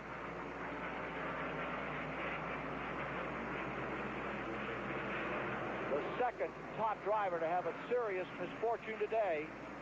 Wide open on turn number 4, and it just turned on him. He's been running that outside groove for the last few laps. He really had it working well. He's moving around inside the car, trying to get himself unhooked and get out of that thing. The caution is on for the 7th time today. In this most unusual, different, mysterious Richmond 400. First car on pit road was Lindley. Now the leader comes in, Earnhardt, followed by Gant a lap down, Richmond, Bodine, Waltrip, Terry Labonte all make their way onto pit road. There you see number 9, the winner of the 1985 Daytona 500 last week, where he collected $185,000 and also ran today, and they are sending the ambulance out to turn number 4. Wonderful strategy this time. Dale Earnhardt and Harry Gant and Jeff Bodine get together on pit road. And the 33 car is still there. He got pushed right up to the wall. Here's Gant coming out. And I don't think he's going to be very happy about that. He is either. But two cars that time changed the left sides, and 3 cars changed the right sides. Right at the area where the roadway is to cross the track is where Bill Elliott's car has wailed into the fence. He's starting to crawl out. Yeah, he's crawling out of the thing right now. Boy, look at the crowd behind him giving applause they're giving. Tremendous applause for Elliott, the guy that gives everything. What an effort he puts in. As does that whole family. That Harry Mellon, the car owner. He's probably watching the show today up in Jackson, Michigan. I'm sure he's glad to see that Bill Elliott is okay. They've wheeled the ambulance right back down pit road to take its location at the first turn area as Elliott has clambered out and is now walking across the track. There you can see some of the residue from the car, the water coming across. It's a frustrated, tired Bill Elliott as opposed to the glory he felt a week ago. Over as the cars go down pit road, and he's trying to cross pit road. Bill Elliott's car being pulled off the 4th turn wall at the Virginia State Fairgrounds as our live coverage on Superstation WTBS continues, and the 1985 Daytona 500 won't be the first man since Cale Yarborough in 1977 to win Daytona and then come on to win at Richmond. It's a tough combination. That great old super speedway, world center of speed, and then the half-mile track, which is really the heart of American racing, like you see it every week throughout the United States throughout the summer. Here is a late report. Let's see if we can get a word on Bill Elliott right now.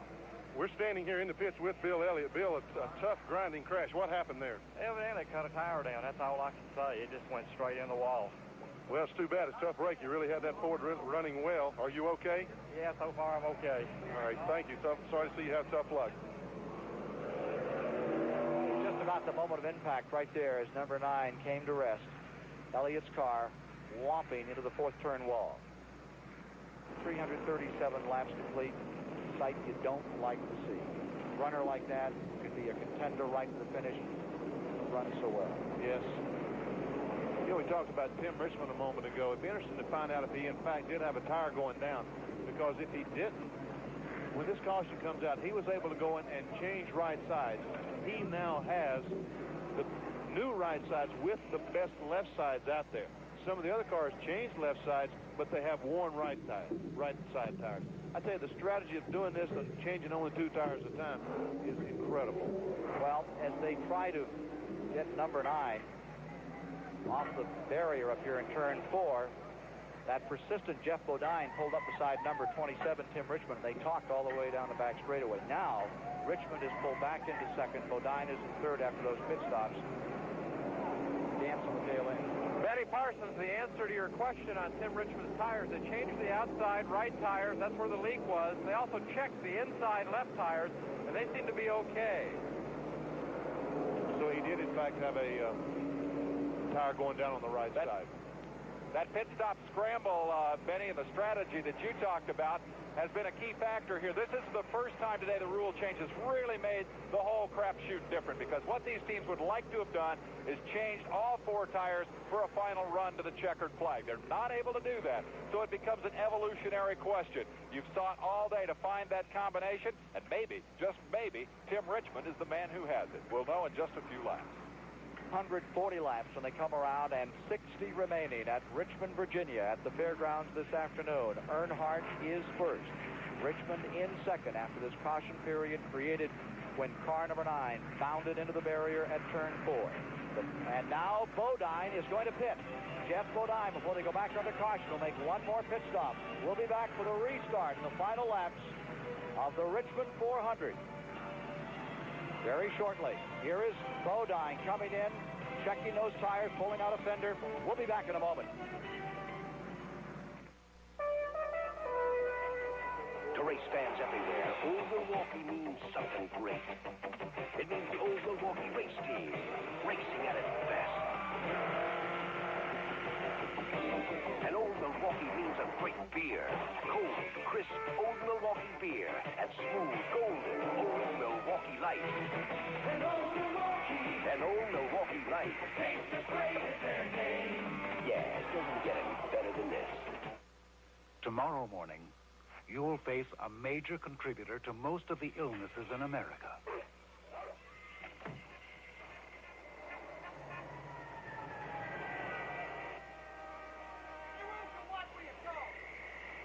It's called stress.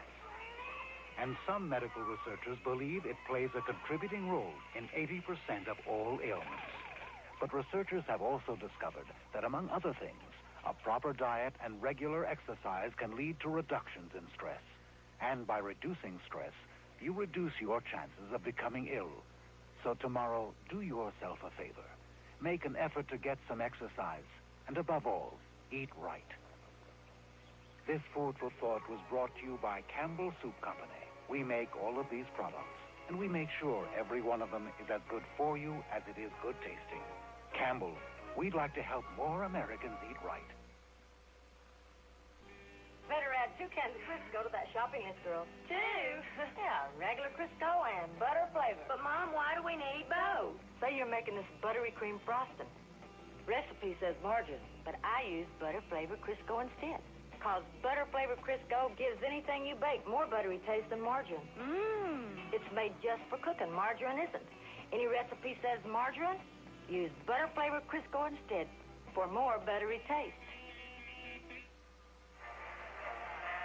This is Rick Barry in Indianapolis, Indiana, where a sellout crowd is filing in now in hopes of seeing their team pull the major upset, the second one in 3 days, when they go up against the Boston Celtics. And immediately following the conclusion of the Richmond 400, Bill Russell and I will be back to bring you all of the action of America's game. Right now, let's go back to the Richmond Fairgrounds Raceway and Ken Squire and Benny Parsons.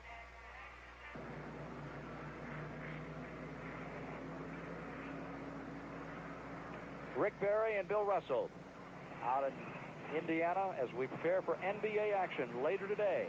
The Boston Celtics and the Indiana Pacers here on Superstation WTBS. Live from the garage area here at the fairgrounds. There's the front of car number 9, Bill Elliott's car. They continue to work on the outside of the track, 4th turn earlier as they brought the car in. That's when Bill Elliott's car was brought in, and he did move the front end back a bit on that one, Benny Parsons. Boy, that right front tire looks like it's been pushed back a foot. Last time Elliott didn't finish, Dover, Delaware last September, but it wasn't like that. Well, it was at Dover, Delaware. He did something very similar to that. He really hit the fence hard at Dover last fall. As hard as that, I thought that looked more brutal than what we saw there. Well, hard to say. Now, there's the front end on car number 9, and that is torn up. That's the coil spring we see right in there. It's sitting on it's supposed to be on a straight up and down. It's on about a 45-degree angle. The frame is just completely mangled on the right front of that car. There's Dan Elliott or Ernie, one of the brothers looking at the car. What do you think happened there? Well, I think just like Bill said, he probably shut down the right front tire. And, when that right front tire goes down, the car goes directly head on in the fence. 344 laps will be complete this time by. It's been hello walls all afternoon. Neil Bonnet, the worst victim, who went straight through it out of turn number 2 while leading the event. Bill Elliott was right up in contention, the top 5, when this incident took him away.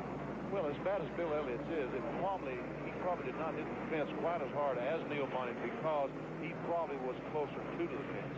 In other words, the car didn't have enough time to get really aimed, where Neil Bonnet was right a ways from it. The car got aimed and went straight through it.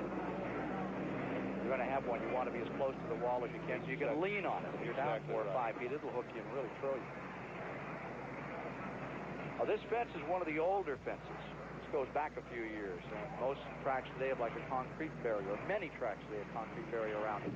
So when they get into it like this and tear it up, we have this kind of a situation. The one problem that Paul Sawyer, the promoter here, has at this speedway is he doesn't own the ground. And a concrete fence all the way around this thing is probably worth $300,000, $400,000. So very expensive proposition, but yet we're going to have to do something eventually. 345 laps complete this time by. And well, Ken and Benny, I think that one of the things that was interesting about what happened to Bill Elliott was that I noticed the last few laps he's been running as high on the track as anybody. And what Harry Gant told us earlier, the people who run high at this point in the race are going to pick up debris and cut down tires. I wonder if this is what happened to Bill Elliott.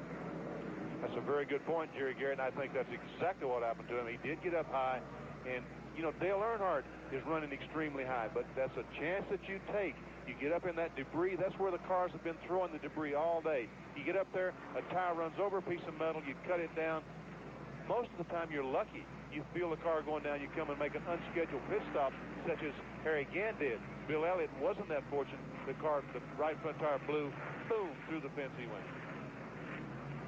So here's Dale Earnhardt counting those laps off. He would love to work on that fence for the rest of the afternoon. That'd be just fine with him. These folks sitting out here in the grandstand wouldn't be too tickled about it. He was a Harry Gant fan, wasn't he?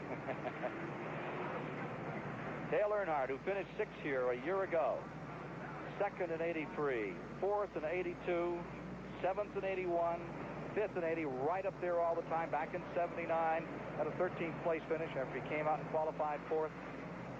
Runs well on this track, but just hasn't put it together to win it. Is this today when all that is altered?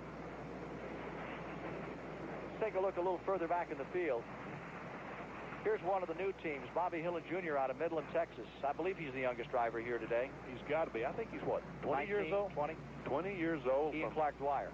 Yes. The car is owned by the Stavola brothers out of New Jersey.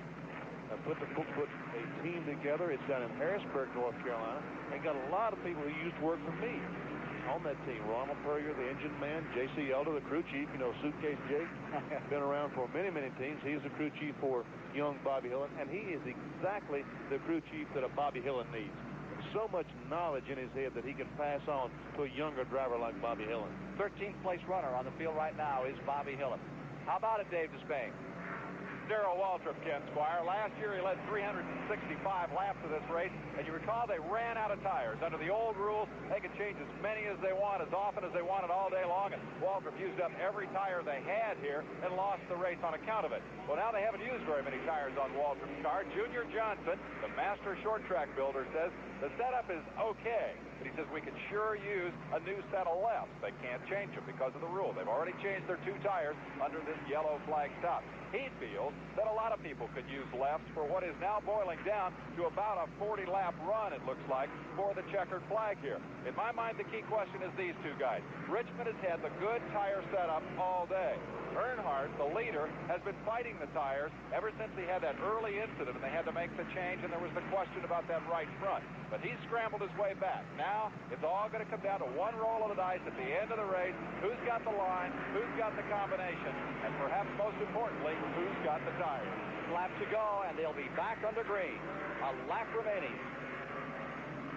Tow trucks coming in, and the work unit been up here in turn number 4. As we get set to go, you see them bunching with Butch Lindley's car. Down on the inside is a lap car, Labonte behind him. On the outside, you see Dale Earnhardt, and then the maroon and gold number 27 of Richmond, followed by Walter. This is it, Ken. This is it. I mean, 50 laps to go.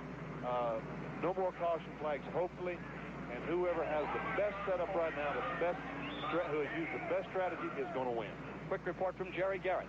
Well, Ken, I just heard from somebody on the pit crew for number 9, Bill Elliott's car. That car may be destroyed. That's a brand new short track car. They don't think they can fix it. Now back to green.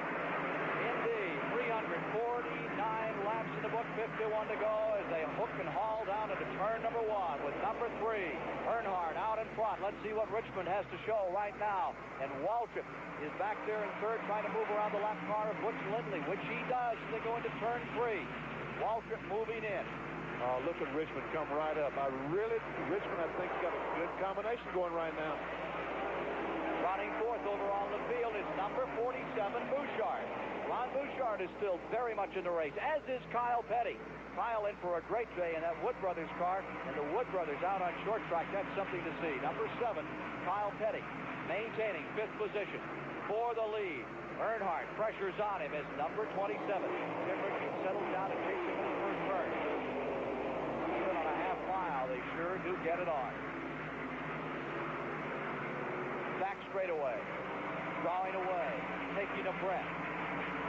It is Earnhardt by 2 car lengths. Back comes the 27. Richmond off turn 4. Closes it down to 1 car length. Bobbles just a little. Waltrip in the catbird seat, number 11, maintaining that 3rd spot. Drops below the white line in turn number 1. Waltrip looks good here, Benny. I think that right now, I think that Richmond's in the best position to win the race, but what's going to happen when Earnhardt moves up high, when his tires get hot and he moves up, I think Richmond's going to stay on the bottom. He's got a good shot at this race right now. Bodine is in 6 cars in the lead lap. Gant is in 7th. Terry Labonte is in 8th. Marcus in speed, 9th and 10th. Waltrip moving in. How many times have you seen him in this position, and all of a sudden that's just another card to play late in the going. 354 and 400 laps now complete. 5 car length advantage enjoyed as he dove into number 1, and again it evaporates a little, draws away. That Childress car really showing some power off the corners. Tim Richmond is just not getting off the second corner like he should. I don't know. I can't see exactly what the problem is. He does have some problem getting off that corner. Will this be his 12th national win for number 3? Earnhardt back in the first turn. Dale Earnhardt, we mentioned early in the race. Benny Parsons alluded to it too. When the tires start to heat up, when they're worn down, this is the guy that goes. This is the guy that gets on the gas. This is the guy who can get a loose race car around a track like this. Tim Richmond, in contrast, as his tires seem to heat up, he begins to pull back a little bit. He's losing ground, and he's got his hands full with Darrell Waltrip. Waltrip goes for the inside on 27, going into turn number 3. Last car in front, the Chrysler. Off the corner, number 3 stays and begins to build up a lead. Boy, Earnhardt's getting with the program now. He draws away to a 9-10 car length advantage. He really is. I'm surprised. Shows you how smart I am. 358 laps are now complete. Who would have believed it? Now here's number 11. Waltrip realizing, he's being told on the radio that number 3 is beginning to get some distance on the 27. He wants to dispatch that 27 and go after Dale Earnhardt in the last moments of this race. If Waltrip's going to win this race, he's got to get by Richmond pretty soon. and he's trying hard. Around turn number 4. Shadows getting a little lengthy here now. As you see, Earnhardt's advantage, and there's the battle for second. Tim Richmond there. Waltrip with him. Tim Richmond has the reputation of being a bit of a wild man out on that track. This racetrack needs to be a wild man to be very conservative, this racetrack, because it's slick and there's bumps coming off the corner that makes the car go sideways and makes the car pull. Number 70, McDuffie, who was in the pit area for some time, is back on the track trying to pick up a few more dollars. The Sanford, North Carolina driver. And Butch Lindley has been in the pit. They're going to bring his car back out for the final moments of the race. McDuffie goes a lap down to the leader. Still in second place, and now another factor begins to appear. 47, Ron Bouchard out of Fitchburg, Massachusetts. Line 4th is closing on both Richmond and 27, Waltrip at number 11. I think that Glenn Jarrett has something from the pits. Glenn? Yes, Benny, I've talked with Richard Childress, the car owner for Dale Earnhardt. He's in contact with Dale on the radio, and Dale said the car feels very, very good right now. That's the reason he's able to pull away from the field as he's doing right now. So Dale is very comfortable with the way the car is running right now. Whatever that team has done today has really been worked well, because I think Earnhardt has led the most laps and has consistently had one of the top running cars all day. Kyle Petty in fifth. Bodine back to 6th. Marcus 7th. Labonte 8th. Gann is 9th. Lake Speed 10th. Lindley 11th. Schrader 12th. Bobby Hillin 13th. Lenny Pond 14th. Clark Dwyer in 15th. 6 cars in the lead lap. Average speed after 6 caution periods and 1 red period today stays at 69 miles an hour on this half-mile track. Stay tuned. For the NBA is next on Superstation WTBS this afternoon. Celtics and the Pacers coming up. 365 laps complete this time by this 400-lap encounter. There's Waltrip, and now you see the Bouchard, number 47, clambering up into this last-ditch assault on the old half-mile of Richmond.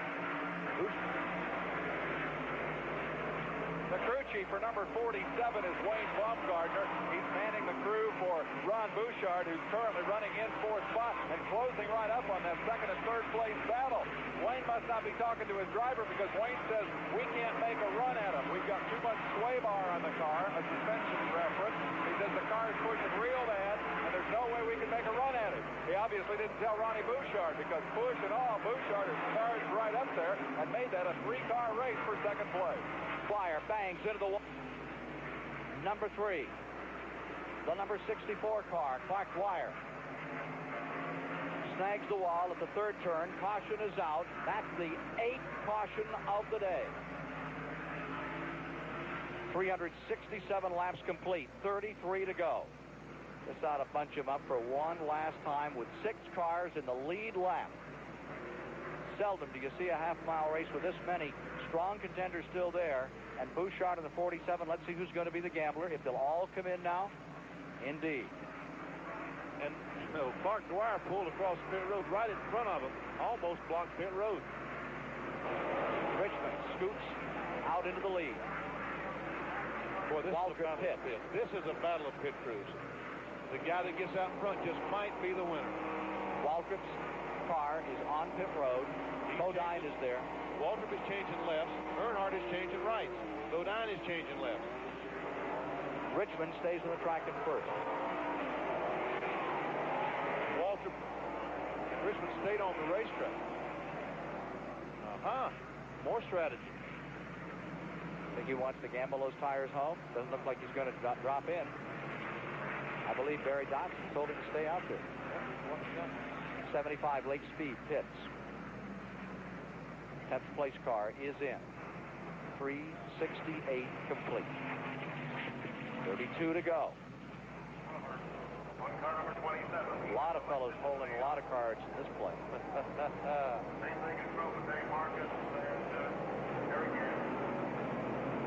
Benny Parsons, question for you. Isn't there a theory somewhere in the NASCAR driver book that says in a late race situation like this that the leaders play follow the leader? In other words, if one goes in, they all go in? Well, Well, that's exactly right. That's normally what would happen. The crew chief would tell you, you would ask him going down the backstretch, do you want me to pit? He said, do what the leader does. Well, the leader made a pit stop, but Tim Richmond didn't. But how long will those tires stay strong? What, 6 laps, 8 laps? Not long.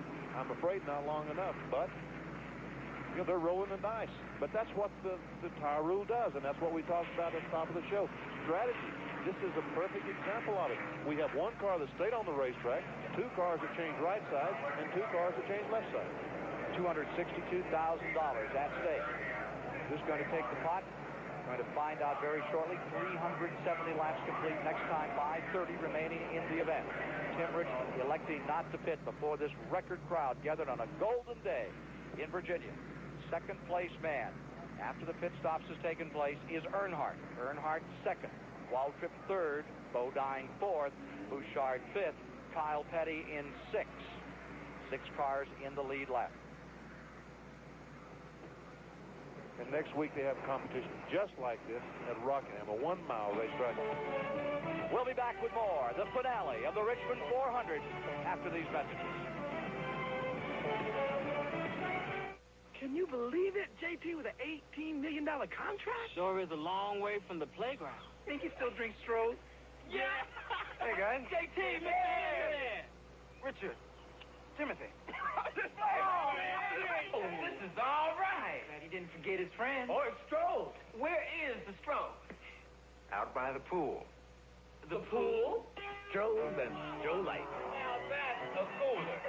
Fire brewed for smoother taste. Racing. From the inside, no one covers it like Auto Week. Auto Week makes you an insider at the world's great race circuits every week. In the pits, behind the scenes, even in the cockpit with racing driver columnists in Formula One, NASCAR, and kart. Inside coverage just days after the race. And Auto Week puts you inside the world's most exciting cars, right behind the wheel. Auto Week takes you inside the whole automotive scene. Personalities, great cars of the past, columnists with inside scuttlebutt. Let Auto Week make you an insider, too. Call for a year's subscription to Auto Week. 52 issues at the basic price of $23. Just 44 cents an issue. Call 1-800-554-1800 and get this $10 Auto Week fender cover absolutely free. Call right now, 1-800-554-1800. Let Auto Week make you an insider, too. Oh, my arm. Rub something on it. I got Ben Gay. I don't want to go back to work smelling like Ben Gay. Don't. Try Sports Cream. It smells nice and clean. Does it work? Sports Cream has a strong, clinically tested pain reliever. It starts to penetrate immediately to relieve sore muscle pain. No workout today? Sure. I feel great. Why? You, usually smell like Ben Gay. Not anymore. Sports Cream, the fast-acting pain reliever that smells great. This is Rick Barry from Indianapolis, and the players are finishing their final warm-ups, and by the hand that Larry Bird got when he came out on the court, this is probably going to be like a home game for the Boston Celtics. Bill Russell and I will be back to bring you all the action of America's game at the conclusion of the Richmond 400. Now back to Ken Squire and Benny Parsons.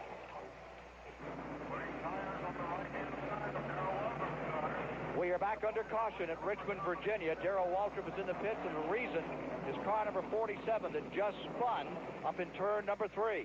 There you see Ron Bouchard's car just flat went away on him, Benny. Well, what happened was that a moment ago, Clark Dwyer blew an engine going in the third corner. They put oil dry, an oil absorbent down to take the oil up. Ron Bouchard's got in that oil dry, which is a very slippery.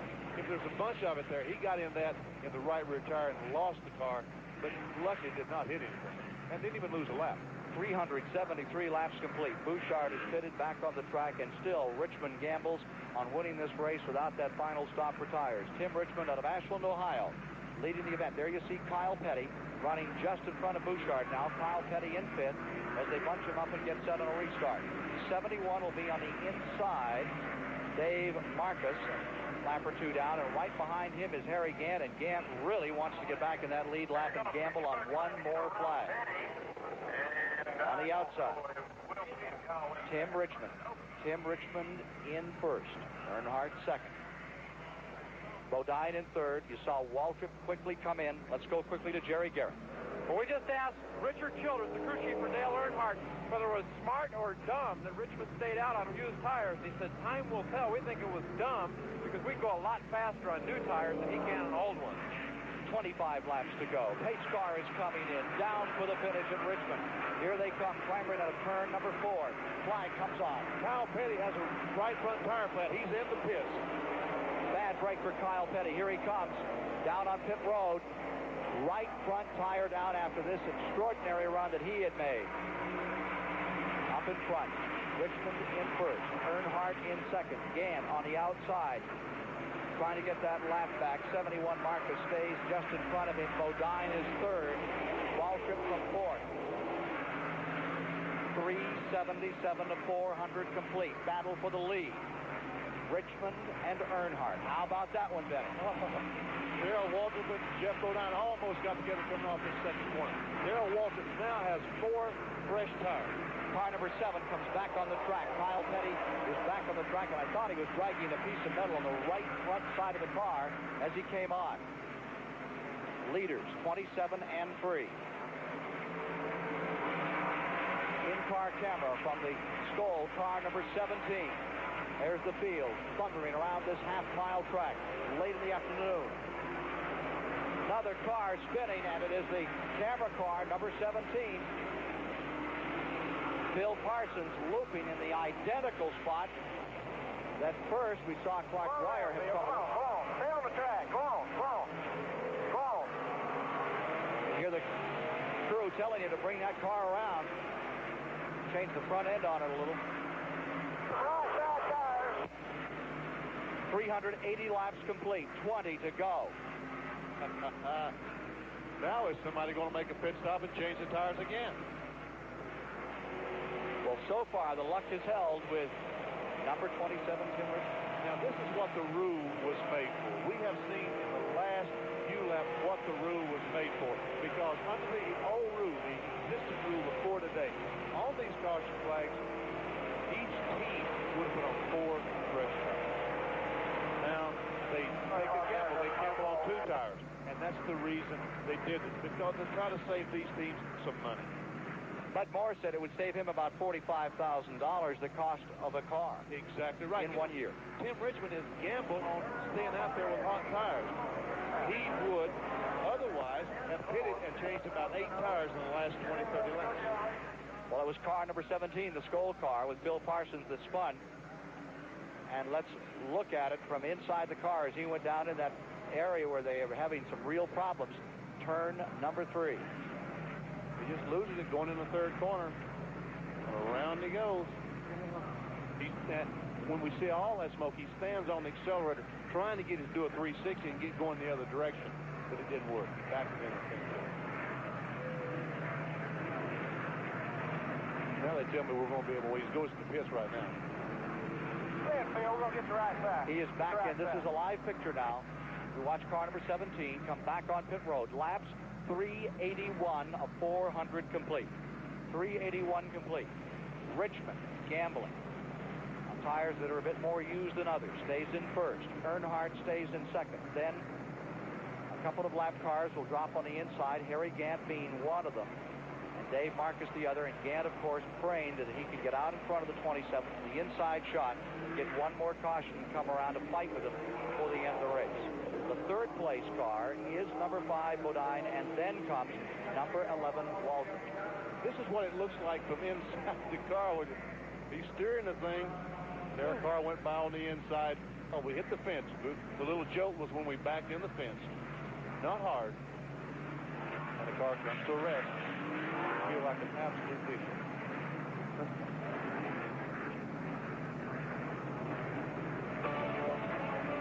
Down for the finish.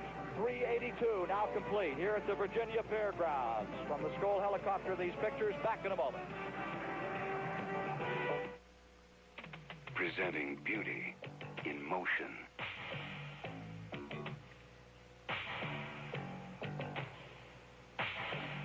The revolutionary Dodge Lancer.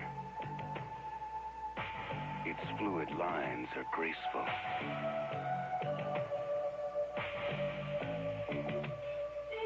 Captivating. its sleek body glides through the wind.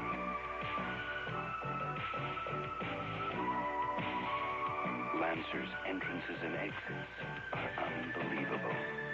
Its interior spacious, with virtually every comfort and electronic convenience available. And if all this beauty doesn't move you, the rhythmic beat of Lancer's engine will. Fuel injected with optional turbocharger. Dodge Lancer, because performance is everything. I love losing weight, but I hate counting calories. With a full-time job and taking classes, who's got time to count calories? But SlimFast helped make losing weight easier because it counts the calories and you lose the weight. Each delicious shake is a complete weight loss meal with vitamins, minerals, protein, fiber, and bran. What an easy diet plan. SlimFast counted the calories and I lost the weight. SlimFast helps make losing weight easier. It counts the calories. You lose the weight. Me and the crew, we're taking this road across Alaska. Working the last frontier, it's different. But when this road's finished and it's on the map, we can say, we did that. It's for guys like T.J. Donahue that we make every Budweiser the best it can be. Beechwood aged and brewed with the kind of pride T.J. puts into his work. So to T.J. and all you guys out there like him, this Bud's for you. 385 laps will have been completed when they combine this time, leaving 15 laps to be run on this half-mile track here for the Richmond 400. Tim Richmond stays in front. Will he put his name on this race and record his 5th win, his first since North Wilkesboro last year? Immediately following the conclusion of the race, we're going direct to the NBA for the Pacers-Celtics game, but stay with us, for at halftime, we'll bring you the winner's interview. The winner's interview at halftime of the NBA games. Race with a period under red has taken a far longer period than had been expected. We know you want to see the winner's interview, so it will be shown in the halftime of the NBA game today. It's a long afternoon, but it's been an exciting race. It looks like we're building to a sensational finish. Coming around, pace car is about to come in and turn them loose. Tim Richmond making the big gamble on tires, stays out in front. There's the green flag. And as we go racing, Earnhardt comes after him and immediately dives to the inside. Earnhardt making a play for first place at turn number 1. It is Earnhardt right into it, down to the bottom. And Dale Earnhardt taking advantage of those tires on the outside. Jeff Bodine pulls up and goes into turn number 3 in second position.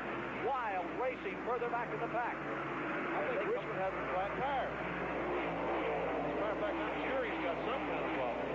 Tim Richmond getting nailed as he went down into turn number 1 as Earnhardt went through. Richmond stays high. Here's Waltrip trapped further back. He's behind Marcus.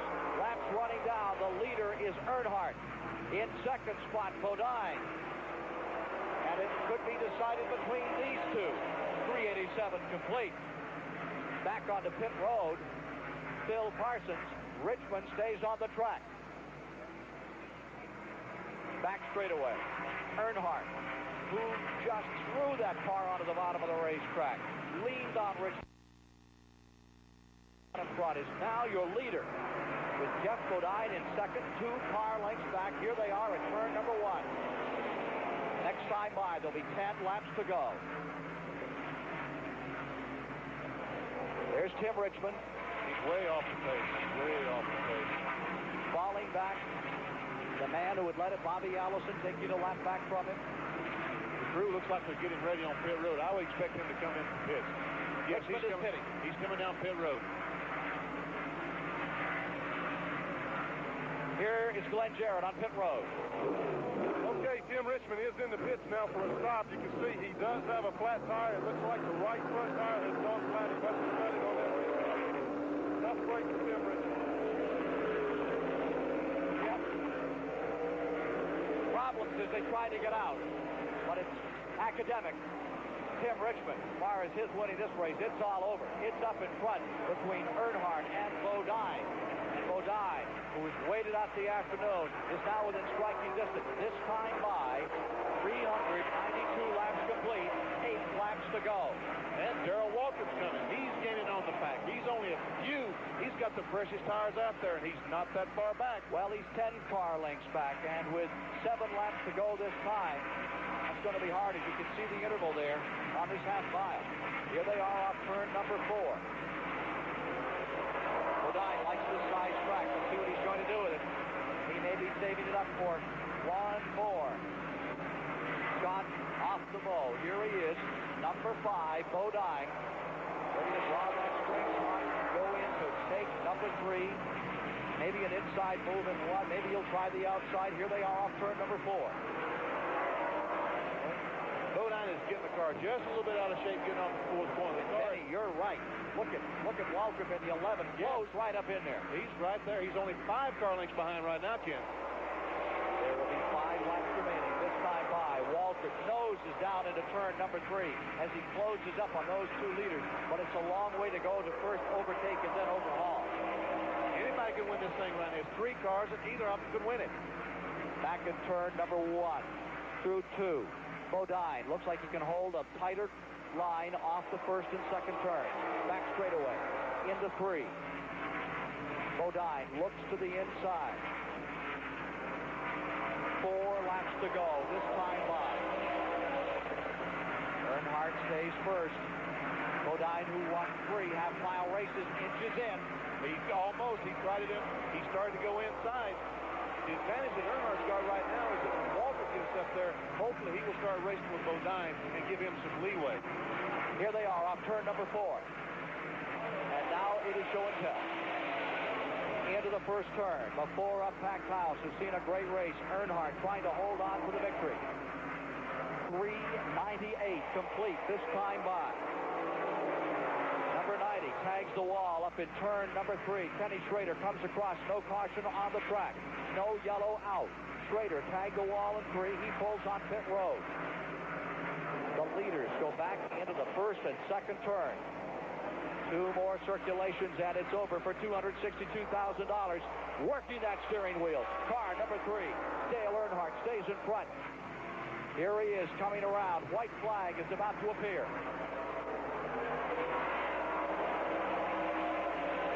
Number 11, Waltrip, closes in. As they go to the first turn, Waltrip onto Bodine. Earnhardt draws away by 4 car lengths. And Darrell Waltrip is going right on the inside, going in the 3rd corner. Bodine shuts him off. Last lap, off turn number 4 to win the Richmond 400. It will be, for the first time in his racing career, Dale Earnhardt. Earnhardt has done it for the Richard Childress team. Magnificent performance by Earnhardt all afternoon after he almost ran out of luck early in the going. My hat's off to Dave Despain because at the opening of the show, he said Earnhardt's going to be the one. He was. Dale Earnhardt is victorious. Finishing in 2nd place is Jeff Bodine. 3rd is Darrell Waltrip. 4th, Ron Bouchard. 5th is Harry Gant. And 6th is Terry Labonte. 7th is Dave Marcus. We're going direct to Indiana for NBA action next here on Superstation WTBS. The Pacers against the world champion Boston Celtics. That's coming up next this afternoon, and at half we'll be back, and you'll meet the winner of this afternoon's Richmond 400, Dale Earnhardt.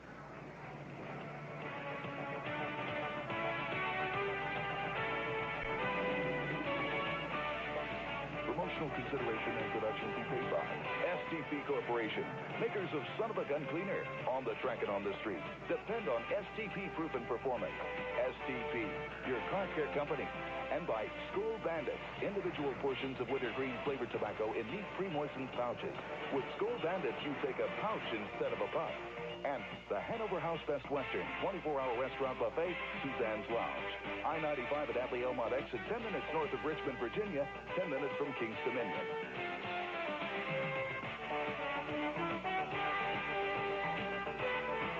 Live coverage of the Richmond 400 has been brought to you by Dodge, a front-wheel drive revolution, a turbocharged revolution, a performance revolution. Dodge, an American revolution. And by Budweiser, the king of beers. For all you do, this Bud's for you. And by Cable News Network and CNN Headline News.